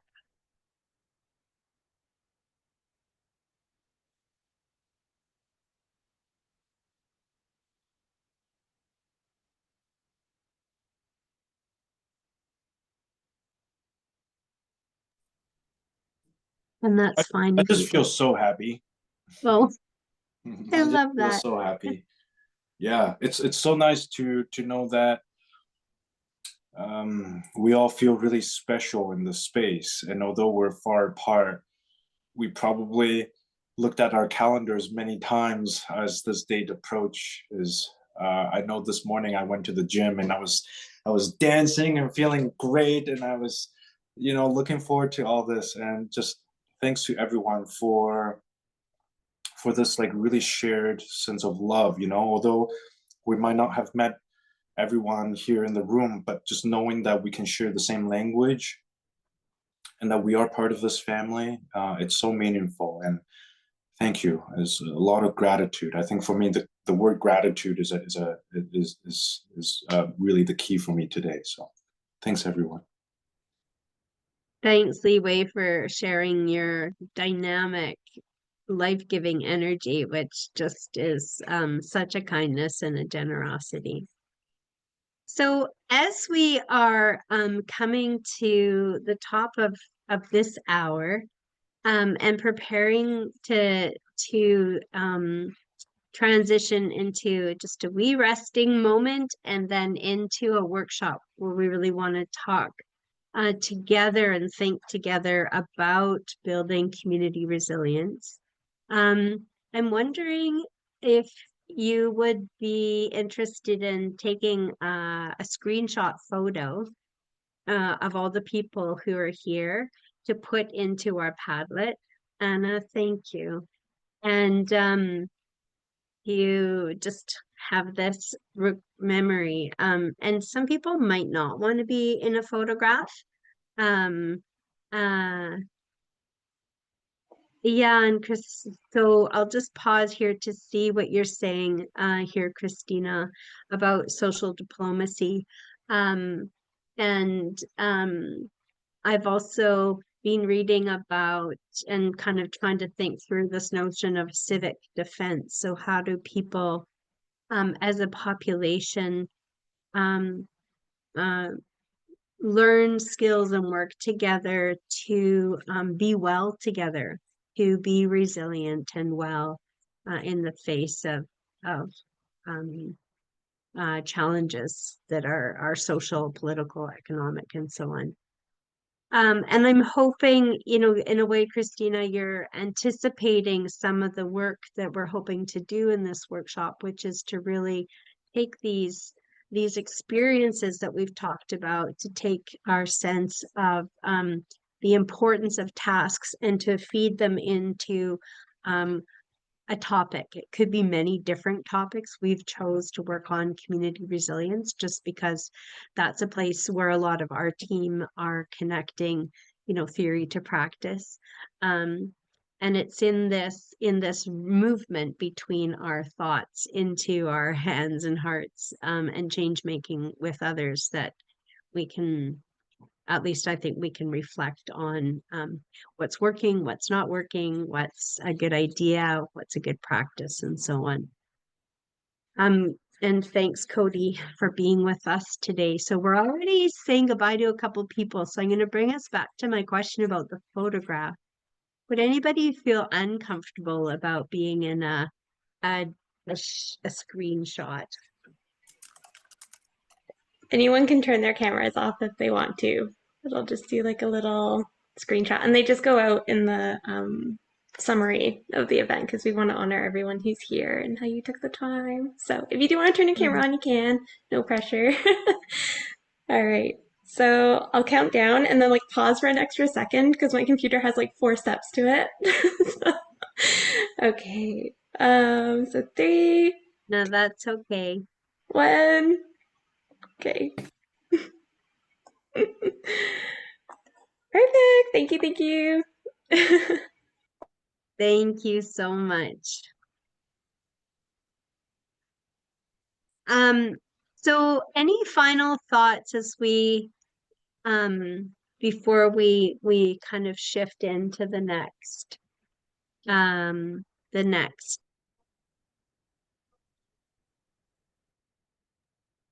think I like what Eric said, that we're not alone. So it's good to be in a safe and sacred space. Yeah, thanks, Christina. Kira. Hi, everybody. I hope you can hear me. I'm not in my home, but I just wanted to say, yeah, always grateful to be in these spaces, and also just reflecting on all the good learning shared here today. I was thinking about the talking with Mother Earth or the land or the water, and then also kind of just connecting that with what I think Christine was saying about listening. And I think also taking the time to really listen to what the land, what the water, what other more than humans are saying and what they're needing, and trying to make efforts to speak on behalf of their well-being where we can. And I feel like that also provides often a really strong place of hope for me, where if I can go and be present with the land, with the water, with non-human others, and actually see the realities of what's happening in some of the places where they're allowed to be who they are, it really brings me a lot of hope. So I just thought I'd add that. Yeah, thank you, Kira. And thank you for your work too on both interspecies kind of health, equity, and justice, and also trying to take that thinking and place it within planetary health governance structures. So that's a lot of really great work that you're doing across scales. Thank you, Lynn. Indeed. Welcome. It's so lovely to have you here. Yeah, for sharing the space with us. Yeah, I'd love to say something if I could. Yes, please. I feel a little shy because I've just, dive bombed into your meeting and you guys have been together for a period of time. I just got off I was teaching a bunch of coaches, and I have to confess I'm Sabrina's mom. I am so inspired by all of these spaces that you folks occupy that are you can't know what important work you're doing.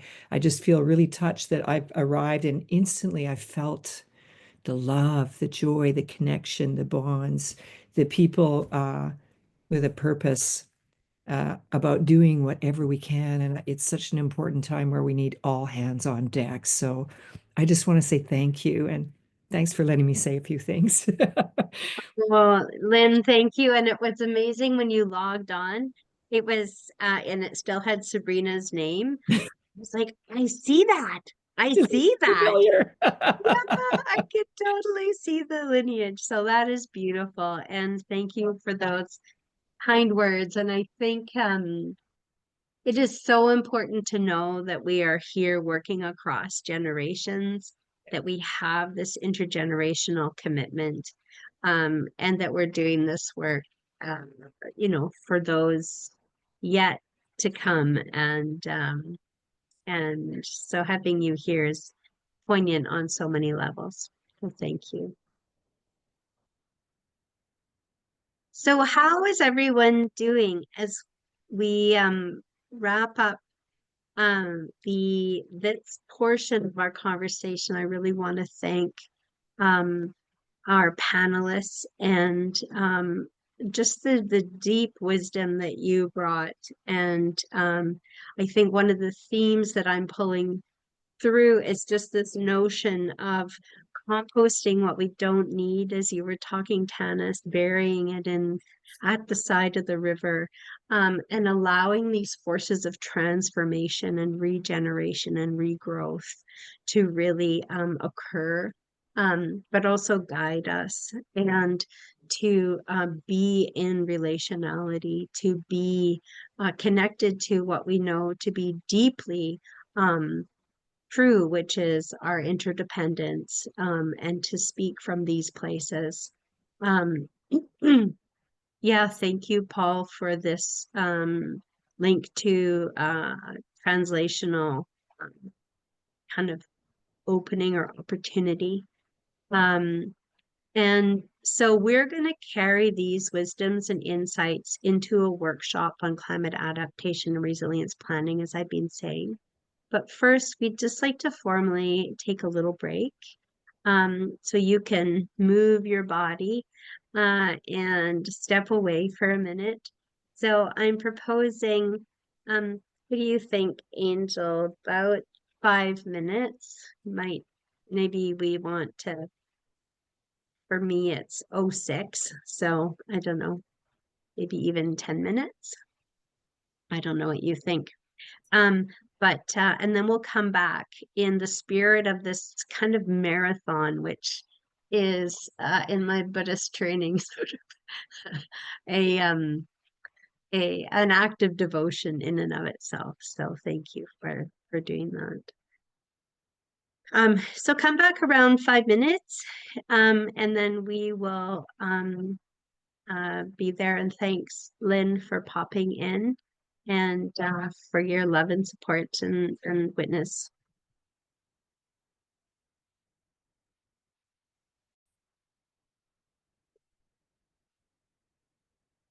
It's did you get a little break? Did a shirt change? Did a So shirt hot. change? It did change. It was so hot. I was like, I'm just gonna acknowledge it because it's on the recording now.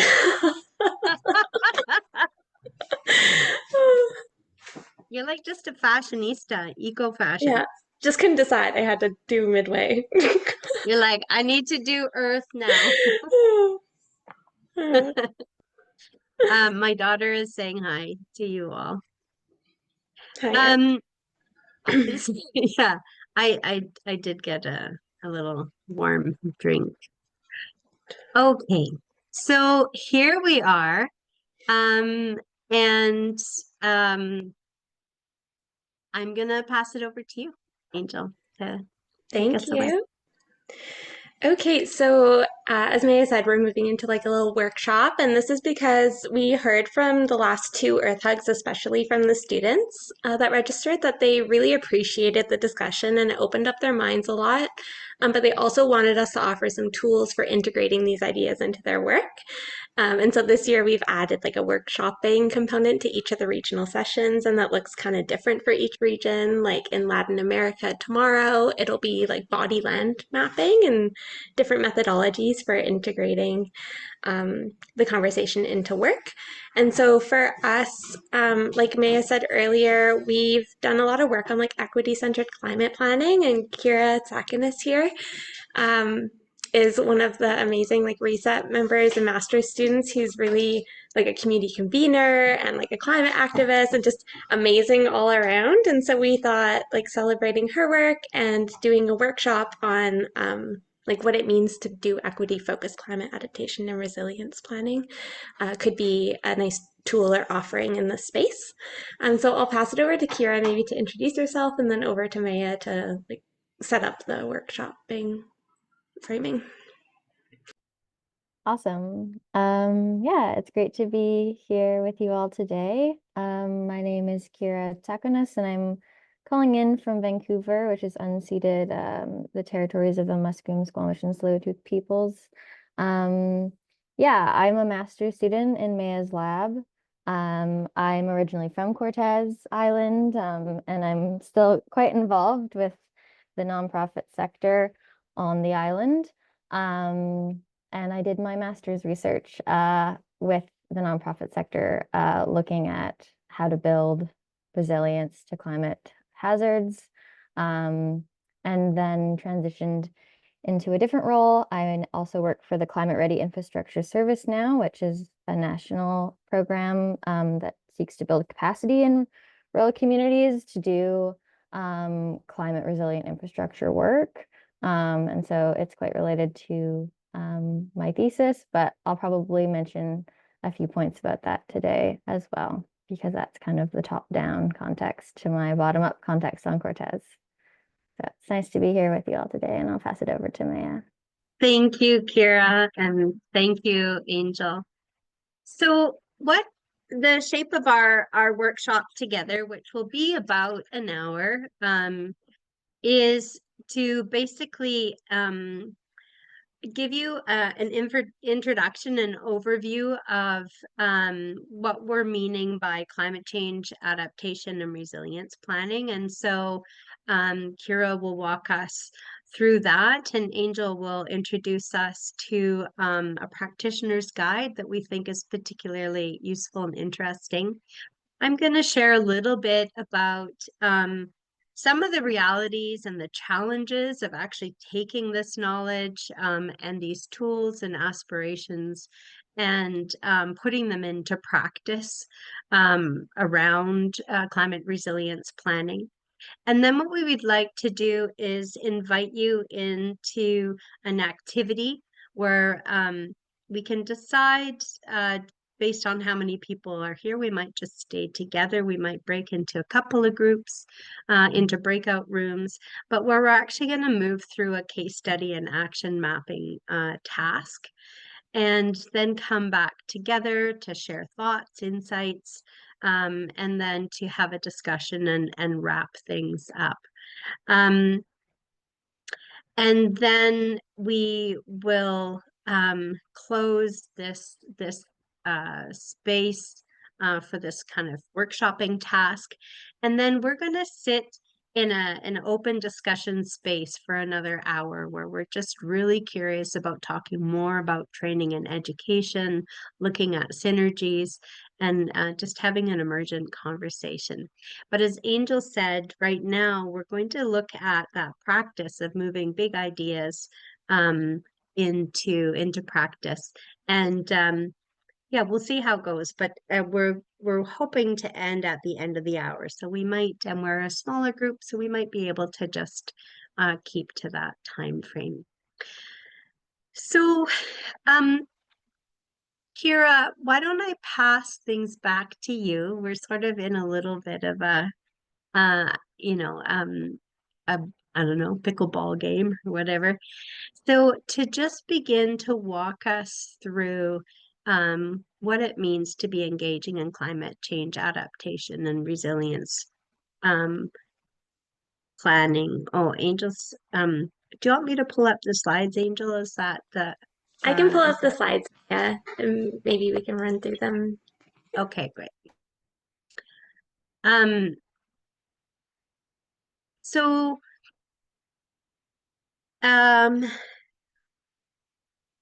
yeah, our focus here, as we've been saying, is really talking about, I got the order mixed up. I see what happened, Angel, thanks. So what we want to do is really put that focus, as Angel was saying, on equity and community center climate adaptation planning. And to talk to you about how we begin to approach this kind of a task. So when we think about climate adaptation and planning from our kind of point of view, one of the things that we think a lot about is what are we actually trying to achieve, and or what are we working in service of?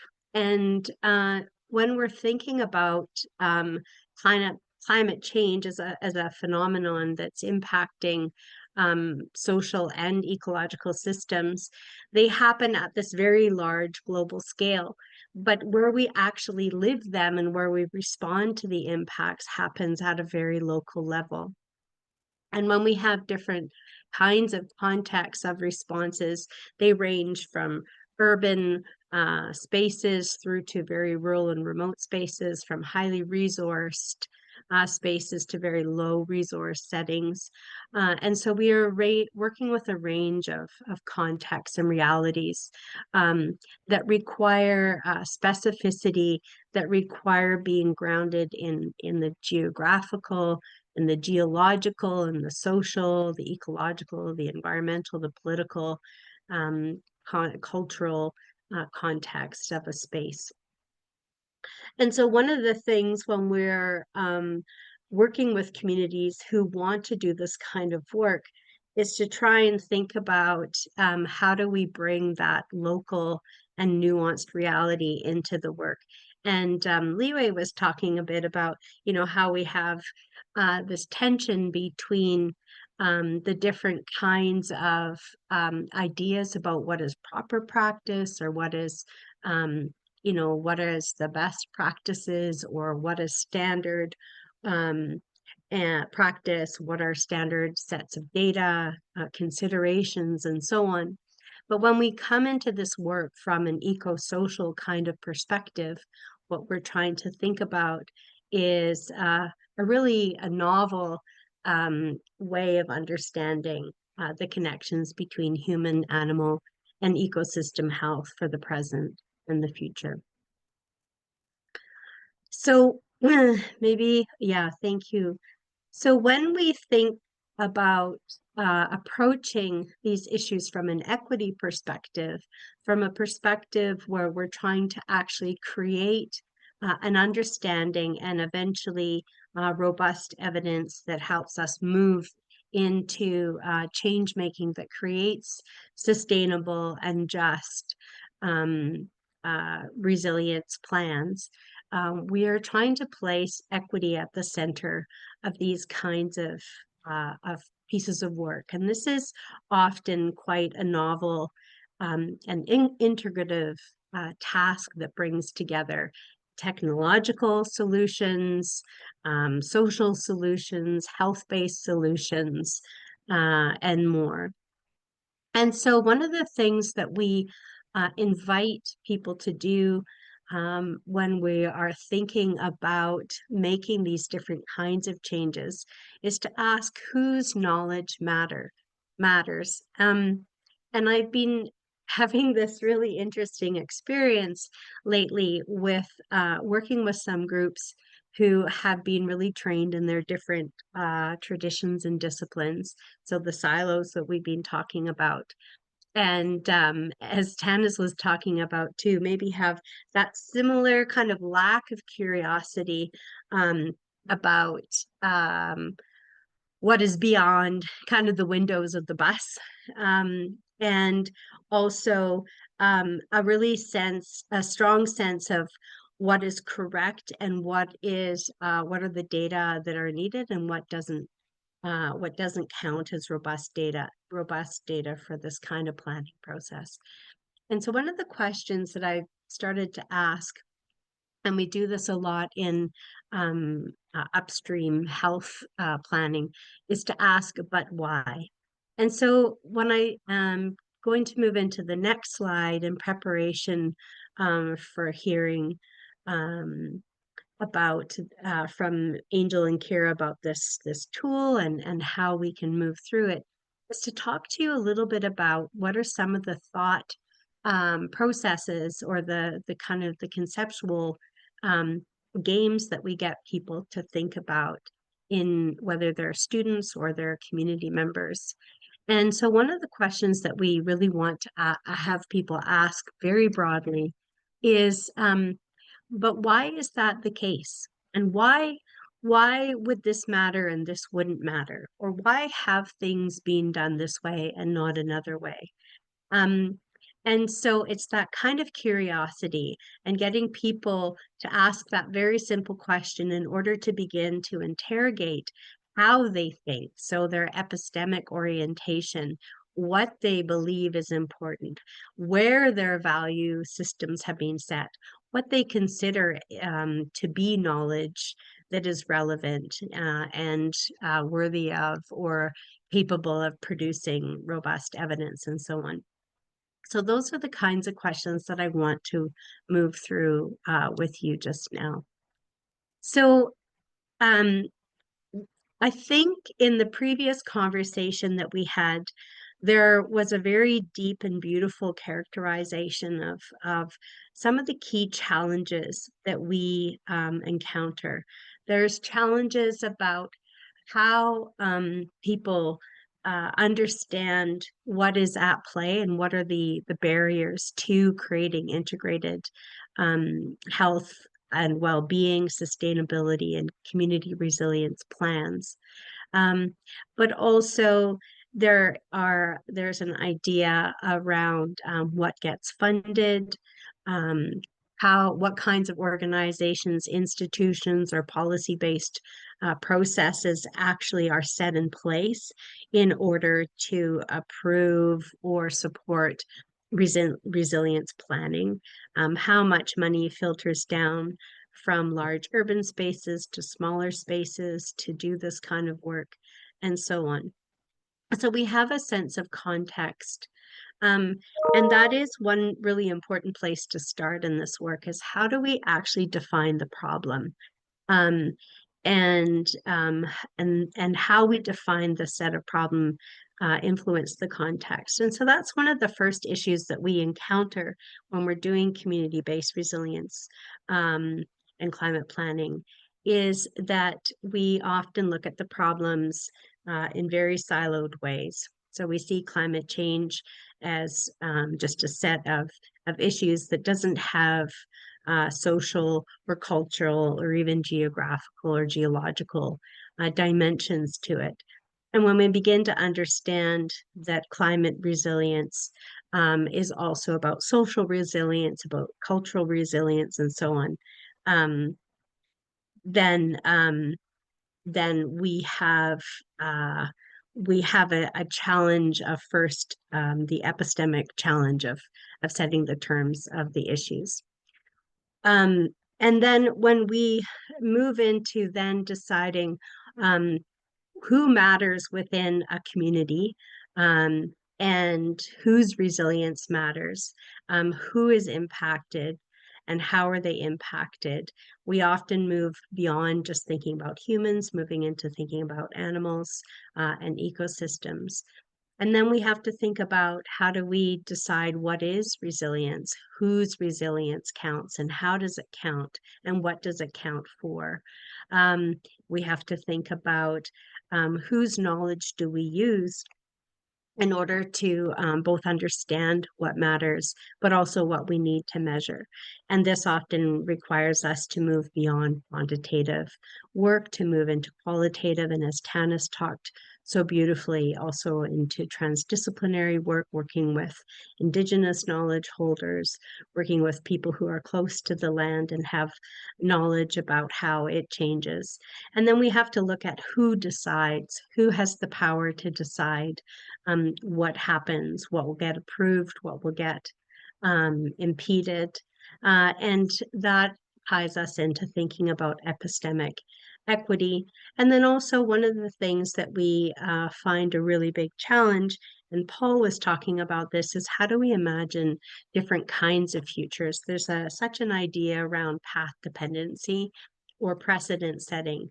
And so how do we make plans for community resilience and well-being that have this integrated human animal ecosystem sort of set of principles, but imagine a future where we actually do flourish, where we actually do compost old ideas and build new ones, where we create a kind of a resilience and a well-being that we haven't yet possibly created. And so I'm going to leave these comments here because the first set of work we do is kind of to open up people's minds to change the terms of the conversation. And then we can move into doing, with that kind of receptivity, different kinds of work. And so it's here that I'll pass it back over to Angel and Kira. Thank you, Maya. You did such a beautiful job of weaving our conversation with the workshop, so I appreciate your framings. So we wanted to offer a tool, and then Kira's going to talk about it more in practice and in how she thought through the different elements in her own thesis work, and then we'll have a little discussion. And so our Reset Lab got approached by like some community members on Cortes Island talking about how to create like a community-led and equity-centered climate resilience plan. And we started doing some searching around different tools and seeing what principles people say should be included. And so we came across this as one guide, and we found it helpful. It definitely doesn't do everything, and there's things that we would change about it, but that's what we'll discuss later. It feels like a good starting point. So some of the principles that they identified in community-driven resilience planning are focusing on root causes. So looking at where the issue of climate change came from and how it lands in place. Balancing power dynamics, so making sure that community gets a say and that equity is centered in how engagement happens. Fostering a sense of belonging, which is about how spaces of collaboration are convened. Applying a place-based approach, so making sure that whatever we do makes sense for the context and place that we're in. And then evolving with the process, which is about being iterative and not like static or rigid in the ways that we're doing things, because we know every community will have different needs and different aspects to a community climate plan. Yeah. And so this is one figure in the report, which I'll put in the chat box so you have it, which talks about the spectrum of community engagement. And so the different goals and the way that messaging happens, the different ways that these types of engagement show up in activities, and then also like resource allocation. And so they go from like marginalization and like tokenization and giving voice to like community ownership, which is our goal in working with community. And then they talk about 9 components of equity-centered climate adaptation plans. And Kira's going to come back to this, so I'm just going to go into it briefly, and then she'll ground it in actual examples. But the first one is disproportionate impact, so looking at who and how people are impacted by climate in communities. Shared benefits, so like multi-solving almost, or like co-benefits of our climate action plans. Accessibility is the third one. Engagement, which was on the last slide. Capacity building is how this report talks about it. I added in strengthening in recognition that communities already have capacity. And so it's not necessarily that we're building capacity, but that we're strengthening existing capacity, which is something we can talk about.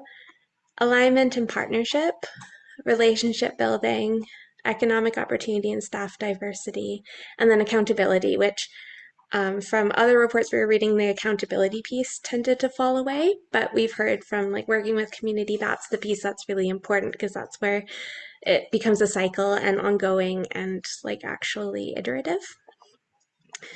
And so this is just a condensed version of how the report talks about centering equity in community climate planning. So not ignoring historical context and really noting, like we talked about in the last session, I think Alex mentioned how we're unified by this experience of like living in this colonial capitalist system where we are right now, and understanding how that influences how a community experiences climate events.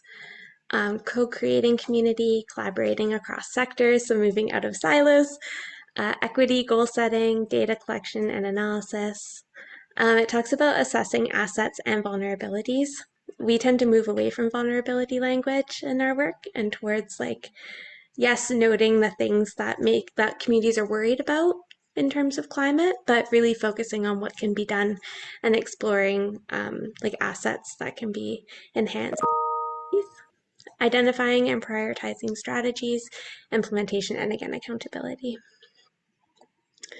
So these are just some of the like assets and vulnerabilities that the report mentions can look at. I'll pass it to Kira so that we can stick to time. Yeah, so as Angel and Maya said, we had been working, so the Reset Lab had been working with a community organization on Cortez called the Friends of Cortez Islands. It's a society that is an environmentally focused society, and they were interested in addressing climate change through some of their actions on Cortez, and they were interested in doing some community organizing and trying to figure out how planning could happen from a bottom-up perspective, looking at the different ways that both individuals and organizations on Cortez could collaborate to build resilience and also mitigate greenhouse gas emissions. And so in 2023, I attended a social profit network gathering, partially in our collaboration with the Friends of Cortez Island Society, and then also through my own master's work, just to get a bit more of a lay of the land. I'm a part of the Social Profit Network, but I hadn't been to any of their gatherings with my climate change hat on before. And essentially what I noticed was climate change is something that folks were concerned about. It was one of the kind of deep dive focus group questions that we had conversations about, but it was kind of being talked about in a siloed way. And I think that's just, part and parcel for a lot of climate change communication that has happened in the past and continues to happen now, is that it kind of gets talked about as an addition to business as usual. Can you go to the next slide? Okay, so just to set the context of Cortez Island, it is the unceded territories of the Cohoes, the Amun, and Hamalko First Nations. As you can see in this map right there, it's right in between Vancouver Island and mainland British Columbia.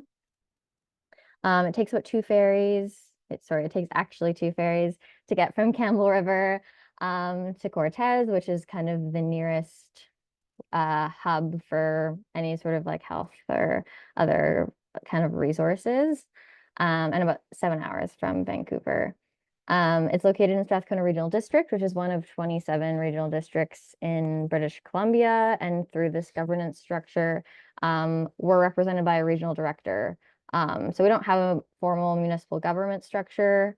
Most of the services that would be provided by a municipal government, some of them are provided by the regional district, like they provide like support for emergency planning and land use planning, but most people are like in charge of their own water, and they might have their own wells. There's no concentrated municipal infrastructure in that way. There's about 1,000 people who live there year round, about 3,000 in the summertime. It's a tourism based economy.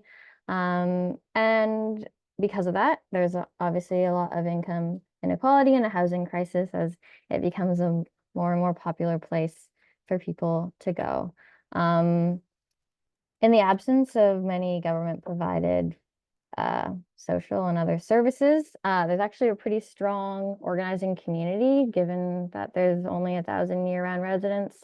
And the Social Profit Network, which is an organization or a network of organizations, there's about 20 that are a part of that, and they span both ecological and social mandates. And the Social Profit Network specifically focuses on social and ecological well-being for the island as a kind of broad mandate that they have. Next slide.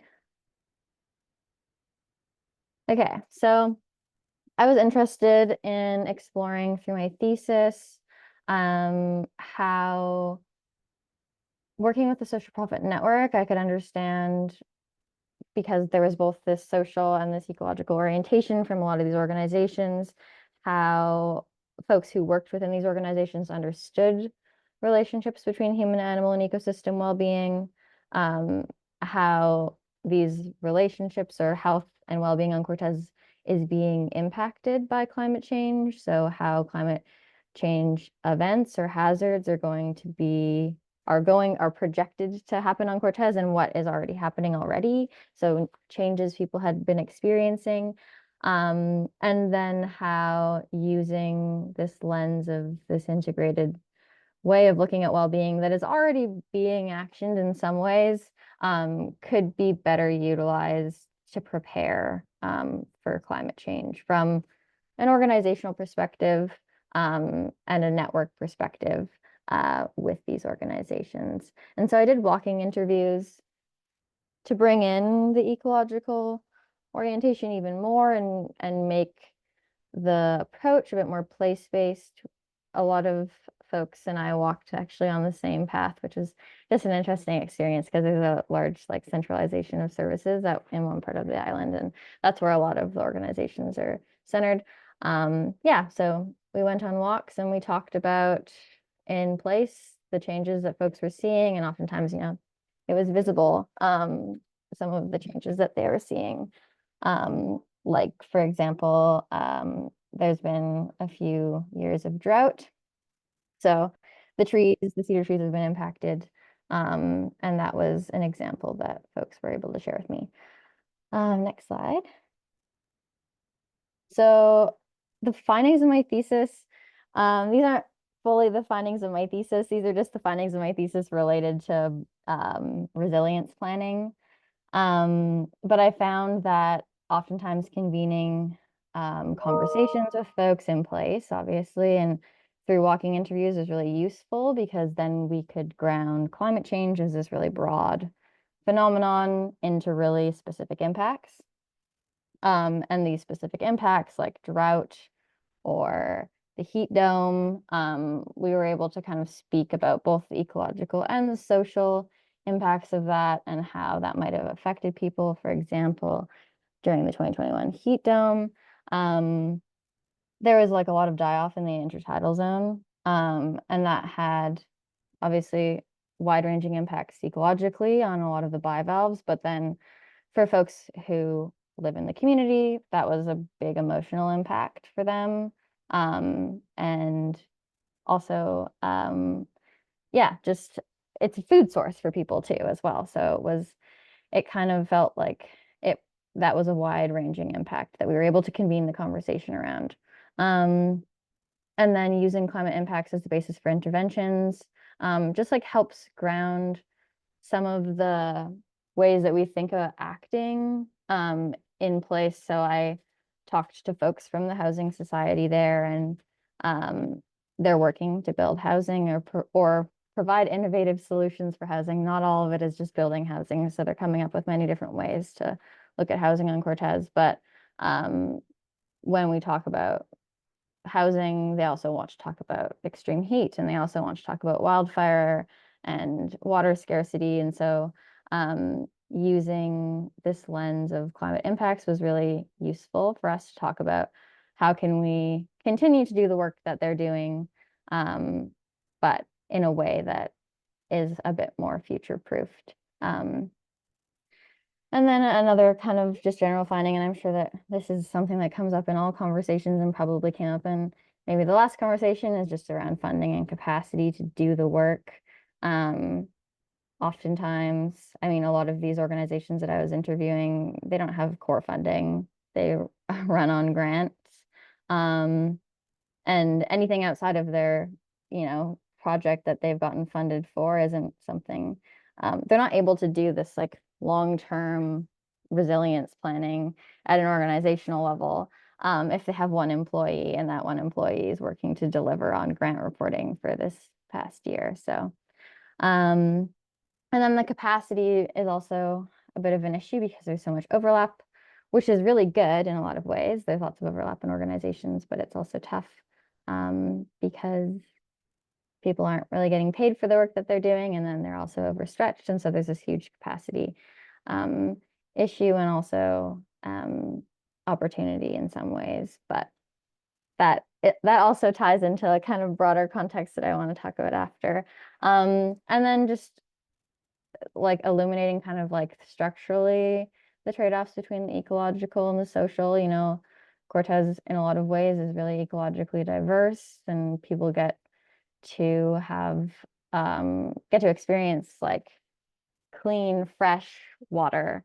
But that might come for some, depending on how they are socially located, as like a barrier to having social services because it's so remote. So just kind of this idea of like looking at the trade-offs between the ecological and the social in remote communities. Yeah, and then the idea of applying a co-benefits lens to work. So looking at how different organizations can work together on using the idea of looking at an impact and thinking about how might this climate impact affect multiple different organizations, and how can we design interventions and ways for people to work together to address this based off of a hazard. But what does that mean without top-down support? You know, there's not a lot of funding, and continuously asking organizations to do the work without any sort of top-down acknowledgement. Like when you're talking to folks, they're not thinking about the national adaptation strategy and thinking, okay, how's this going to benefit me in the work that I'm doing at my organization, because it oftentimes doesn't. So just thinking about what that means without top-down support. Next slide. Yeah, so I thought about this in two ways, just like the alignment with equity principles, like in terms of how the folks I was interacting with in their own organizations were being impacted or experiencing the way that governance around climate was working for them, like being a part of a regional district, but then also in terms of how I thought about my own work. You know, like a lot of this stuff isn't really happening at the community level. Like there are oftentimes when we convene conversations around climate change with folks who are organizing in the community, they haven't had any formal engagement from folks in government. They might have had some engagement through the regional director, but that hasn't ever like resulted in anything tangible on the island for folks. So it's not really being actioned. And I think that is just broadly a bit of a critique of, you know, a toolkit like this, where you can think about all these questions. Maybe we can go to the next slide. You can think about all these questions in terms of how a municipality might conduct themselves, because they have policies and processes to do engagement, and they have staff to do this engagement, and they, not all municipalities, so that was what I wanted to talk about afterwards related to my job, my other job, but this is just, it doesn't really translate in a lot of ways to working with rural communities, because these structures don't exist. And if you have a structure that you're able to use to ask these questions and think about how they work within your existing processes, then it's an amazing tool to start a conversation. But for a lot of Canada and a lot of other places in the world that have smaller rural communities that are within much larger governance structures, it kind of falls apart a bit. So next slide. Yeah, so just kind of the lessons learned is that, yeah, like I was saying, the governance structures depends on how these principles can be actioned. I would never want to overestimate, you know, like the role of the nonprofits on Cortez or civil society in general in like adapting to climate change or doing resilience planning for communities, because at the same time we live in a colonial and neoliberal state, and the state's always looking for ways to offload onto the civil society.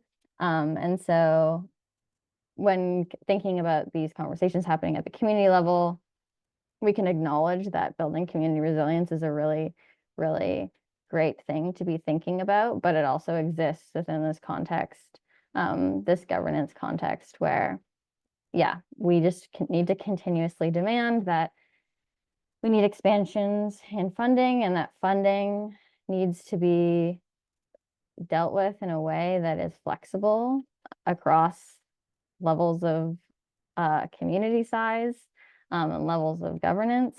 Oftentimes that's like a huge barrier for folks, and that is what I deal with largely in my job, is that, you know, there's a lot of funding that exists out there for communities, but if you don't have the capacity to do a really, really like in-depth climate analysis before you apply for funding for an infrastructure project, you're probably not going to get it, because now the federal government has rolled out new guidelines and how they want to see climate in everything that we do. But there isn't necessarily the knowledge or the capacity in smaller communities to do the work because it hasn't been funded for them to do the work, to get the money to do the work. So there's a lot of different things going on there. And yeah, I guess just kind of my last thing that I want to say is that convening these conversations on climate impacts and ecosocial lens can really help guide the conversation. Yeah, and using the concept of co-benefits can be really, really generative. That's all for me. Thank you so much, Kira. That's wonderful. So what Angel, was there anything else you wanted to share before? Okay. So I think that in our offering of this information, it is in a way a great example of the challenges of trying to link across scales these kind of disembodied conceptual ideas, these principles, these theories, these frameworks, and above them actually, to invoke Tanis again, this idea of deep interdependence and relationship, which is very foreign from community resilience and planning and so on. So when we hold these principles, these integrated principles of our interdependence on the planet, and then our interplay between Earth systems and social systems and our relationship, where health and resilience and well-being are produced in this nexus between humans, animals, and ecosystems. And then we try and take that into some kind of a legislative and a decision-making and a planning process, and fit these kind of vast ideas into these kind of these systems and structures, these institutions, these precedents and best practices, and so on. Every step of the way, you can kind of get a sense of that translation that we're doing: epistemic translation, existential translation, and then actual practical translation. And then one thing about working at a community scale, a small remote island contained bounded little space scale, is that it's a microcosm of this macrocosm that we're working in. And so I know that we are sort of galloping through time to invoke horses from Eric's encephalomyelitis or whatever encephalitis that he was talking about. But as we move kind of with kind of this growing pace through this place, I want to invite you to imagine, yeah, right? You know, a community or an issue or a context where you're also trying to engage in some kind of community-based resilience and well-being planning. We happen to often get called into this work around climate resilience planning. But it is this move that is important rather than the specifics of the task. And wondering, when you're trying to work from this really big scale down into the scales of community that are rich and constrained, and that really want to achieve something. As Kira was saying, we have people who want to just get some stuff done, to feel that they're making tangible change. And yet, when we're trying to work in an integrated way, we're actually asking them to step back and wait and go on. Colin, thanks so much. Take really good care. I'm wondering what the relevance and the possible strengths and limitations and future requirements are for trying to take this integrated, equity informed approach to doing some very tangible community-based planning processes. And I'm wondering if you have any thoughts from your own work or your own projects that that when you pair with a tool like this, what comes to mind for you? and yeah, what are your thoughts about the utility or the futility of a tool like this, or an approach like this? Christina. Yeah, I have to say thank you very much. For me, this is completely the opposite to what I do. It's like, give the samples, let's do it. So I hear your people like action. We want action, forget all this important plan. So that's why it's good to have, like Eric left us, like, we are the veterinarians, we're here, but it still needs to communicate and be together. So I appreciate, because I'm quiet here listening, because I don't know. It's like, whoa, better learn. Thank you. But I do have the practice, or the first thing I believe, it's to involve the community before we all start. So that's what we do first. It's before we are planning a project or an approach, or even the whatever we're doing, it's involved before we start. This is the first thing that comes to my mind for planning. So involve the community with the planning, not just the plan and let's implement. No, implementation together with the community. Does that make sense? Yeah, absolutely. And we share in that principle very much. And then what we find is, when we begin to plan with community, because they've asked us to come in, but we say, oh, have you thought about working like this? That is also an interesting conversation, because we have to sort of get on the same page. Jenna, and then Jane. Yeah. Well, first of all, Kira, just great presentation and great project. I wish I could have been there last year to see some of it in action at the course, but maybe one day. I think Angel said something along the lines of what I would say to your question about the utility of tools like this, is that it was a starting point for you. And it's nice to have a starting point. There's no need to reinvent the wheel every single time. Choose a starting point and then adapt to context. And part of that is meeting with people and getting them on board before even choosing which tool, like as Christina said. But then all along the way, this is just there to help and guide. And it was useful in someone else's context, and it might not be useful in yours.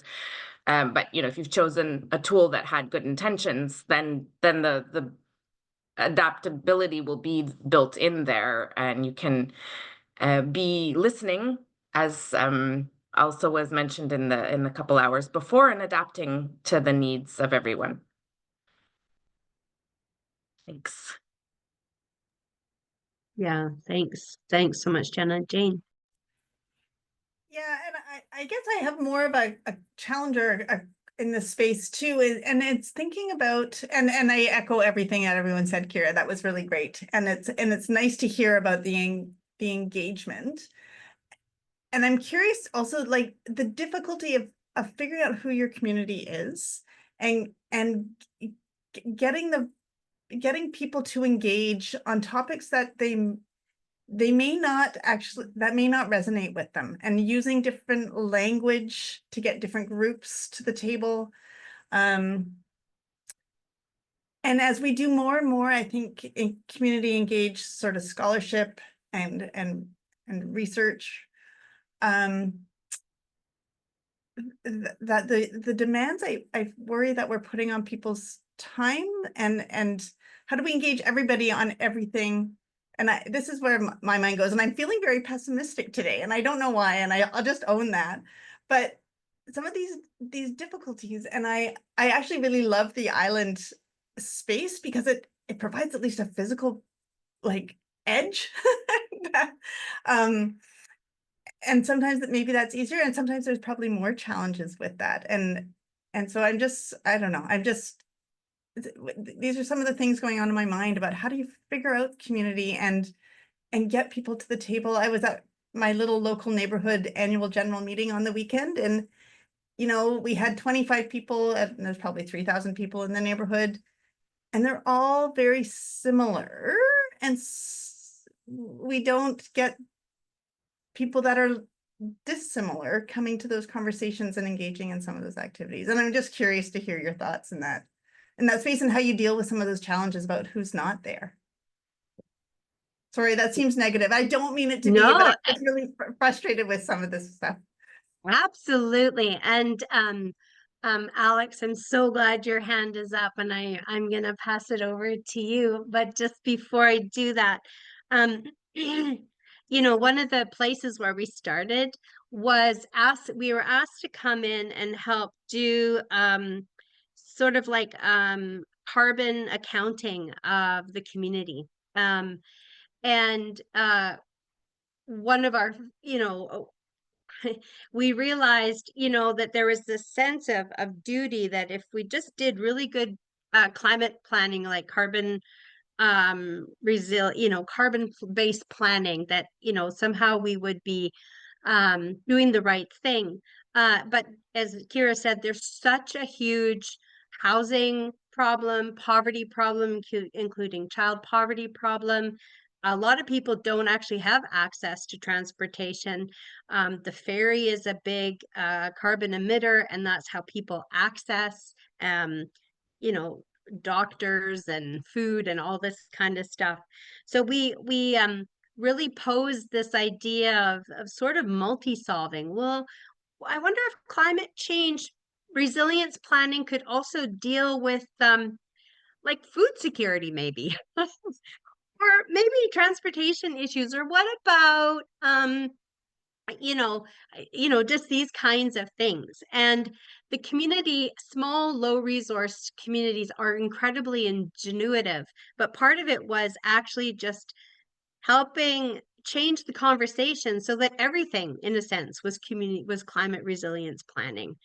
From an equities perspective, where people's food mattered, where people's housing mattered, where people's mobility mattered, where resilience, where restoring watersheds or wetlands in order to fight wildfires mattered, and that was all part of it.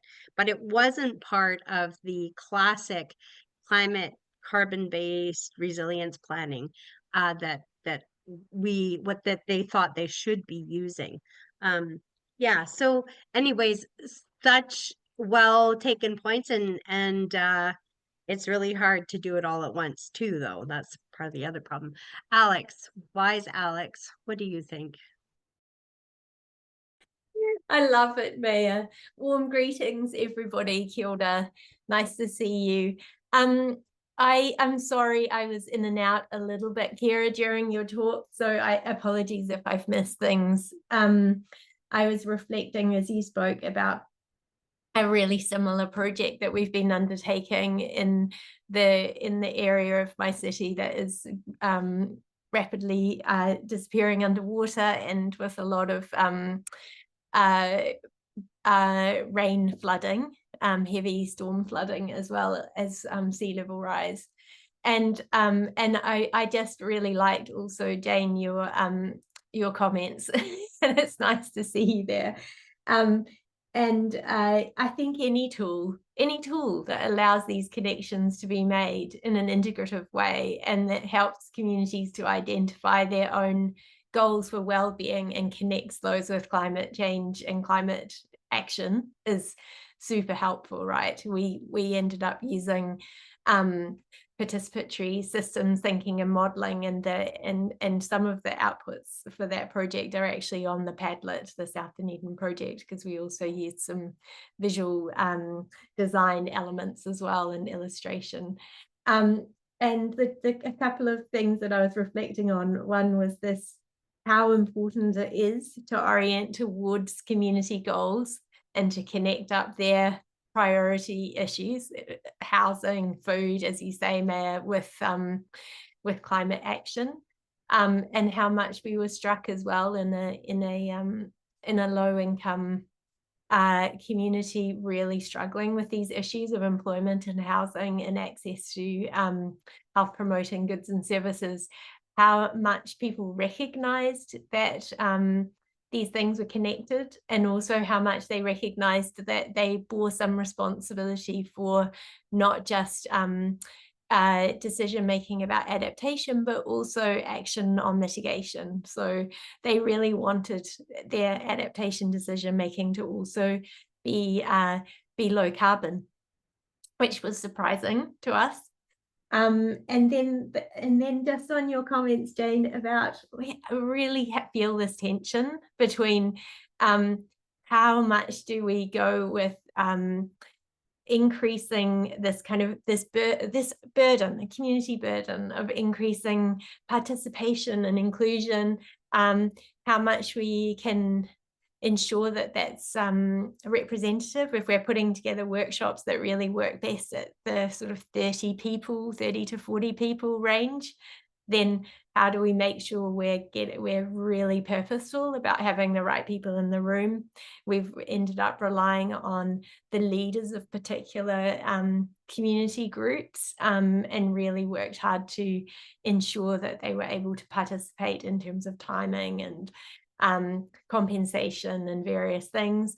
But at the same time, really thinking about this tension between community participation in these processes and improving and shoring up representative democracy, because these people who are in local government, for example, have a responsibility to spend their time on these things and are being paid to do so. And we've voted them in to do that job, right?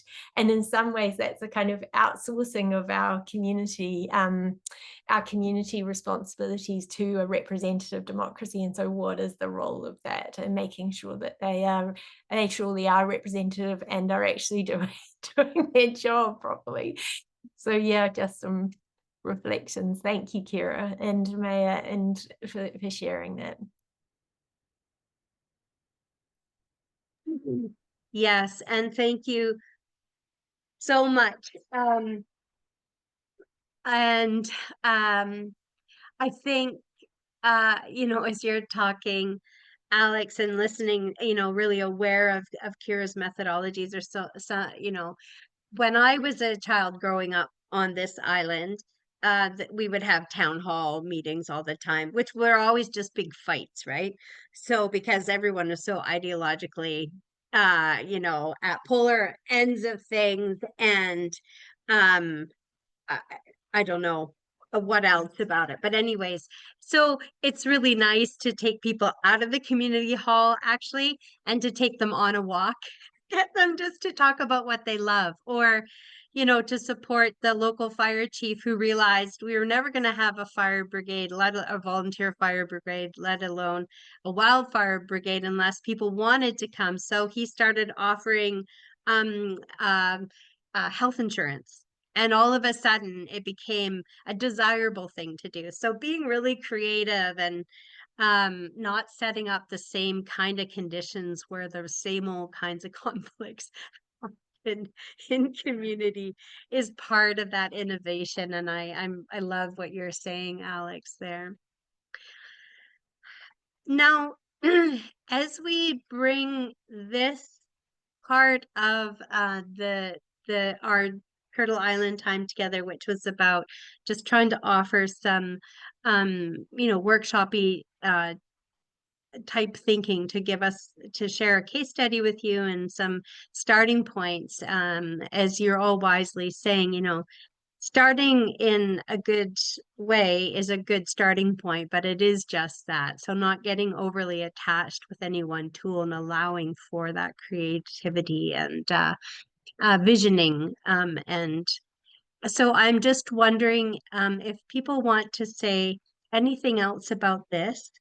And then what we're going to do when we've heard everyone's voices is that we will pause, and then we're going to transition into a free form conversation that's focused a lot about education and educating in this space, and carrying that conversation to the edge of the next hour, where we will have Alex and that Oceania Dynamo crew picking up this Earth Hug action and bringing us in across the Pacific and into the strong and warm winds and complexity of all the hope and amazing work that you're doing in Oceania. So any final thoughts about taking these big ideas and actually grounding them in community to try and work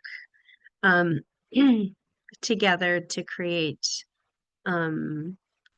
equity-informed, place-based, community-driven transformation? Or you might want to bridge us into talking about education.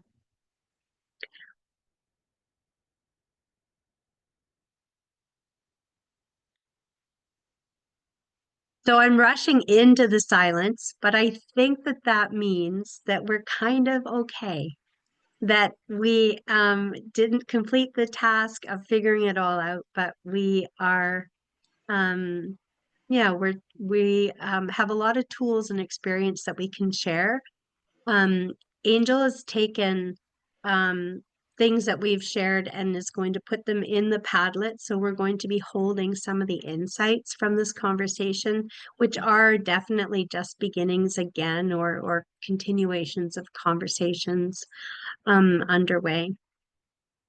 And so I want to then invite us now in kind of this constant flow, and also invite you to take care of yourself. So if you need a break, if you need to stand up, if you need to walk away, or whatever you need to do, just please, you are so important and your well-being is so important. So take care of yourself. I think Jenna was whipping up dinner in the background and doing all sorts of things.